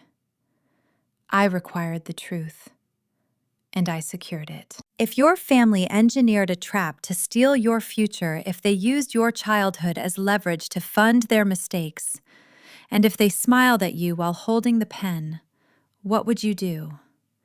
Would you sign the paper to keep the peace? Or would you let the authorities lock the door from the inside? Thank you for listening to this story. Keep your boundaries strong. Forgiving someone does not mean giving them unlimited access to hurt you again.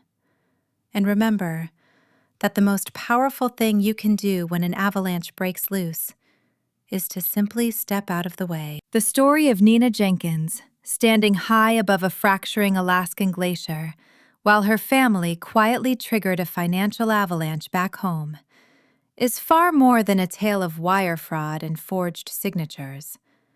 At its core, it is a profound and devastating exploration of the American family dynamic. It holds a mirror up to the traditional structures we revere, forcing us to examine the rotting wood behind the pristine drywall of the American dream. It asks us to look at the homes we build, Not just the physical structures, purchased with mortgages and down payments, but the emotional architecture we design for our children. In American culture, we place a massive premium on independence, self-reliance, and the pioneer spirit. We celebrate the rugged individual who carves their own path, pays their own way, and asks for nothing. Yet within the quiet, closed doors of the traditional family structure, this exact strength is often penalized. Nina embodied the ultimate American ideal. She built a grueling, successful career in the unforgiving wilderness, paid for her own life, and secured her own future. But in the eyes of her parents, Ronald and Patricia, her competence was not a point of pride.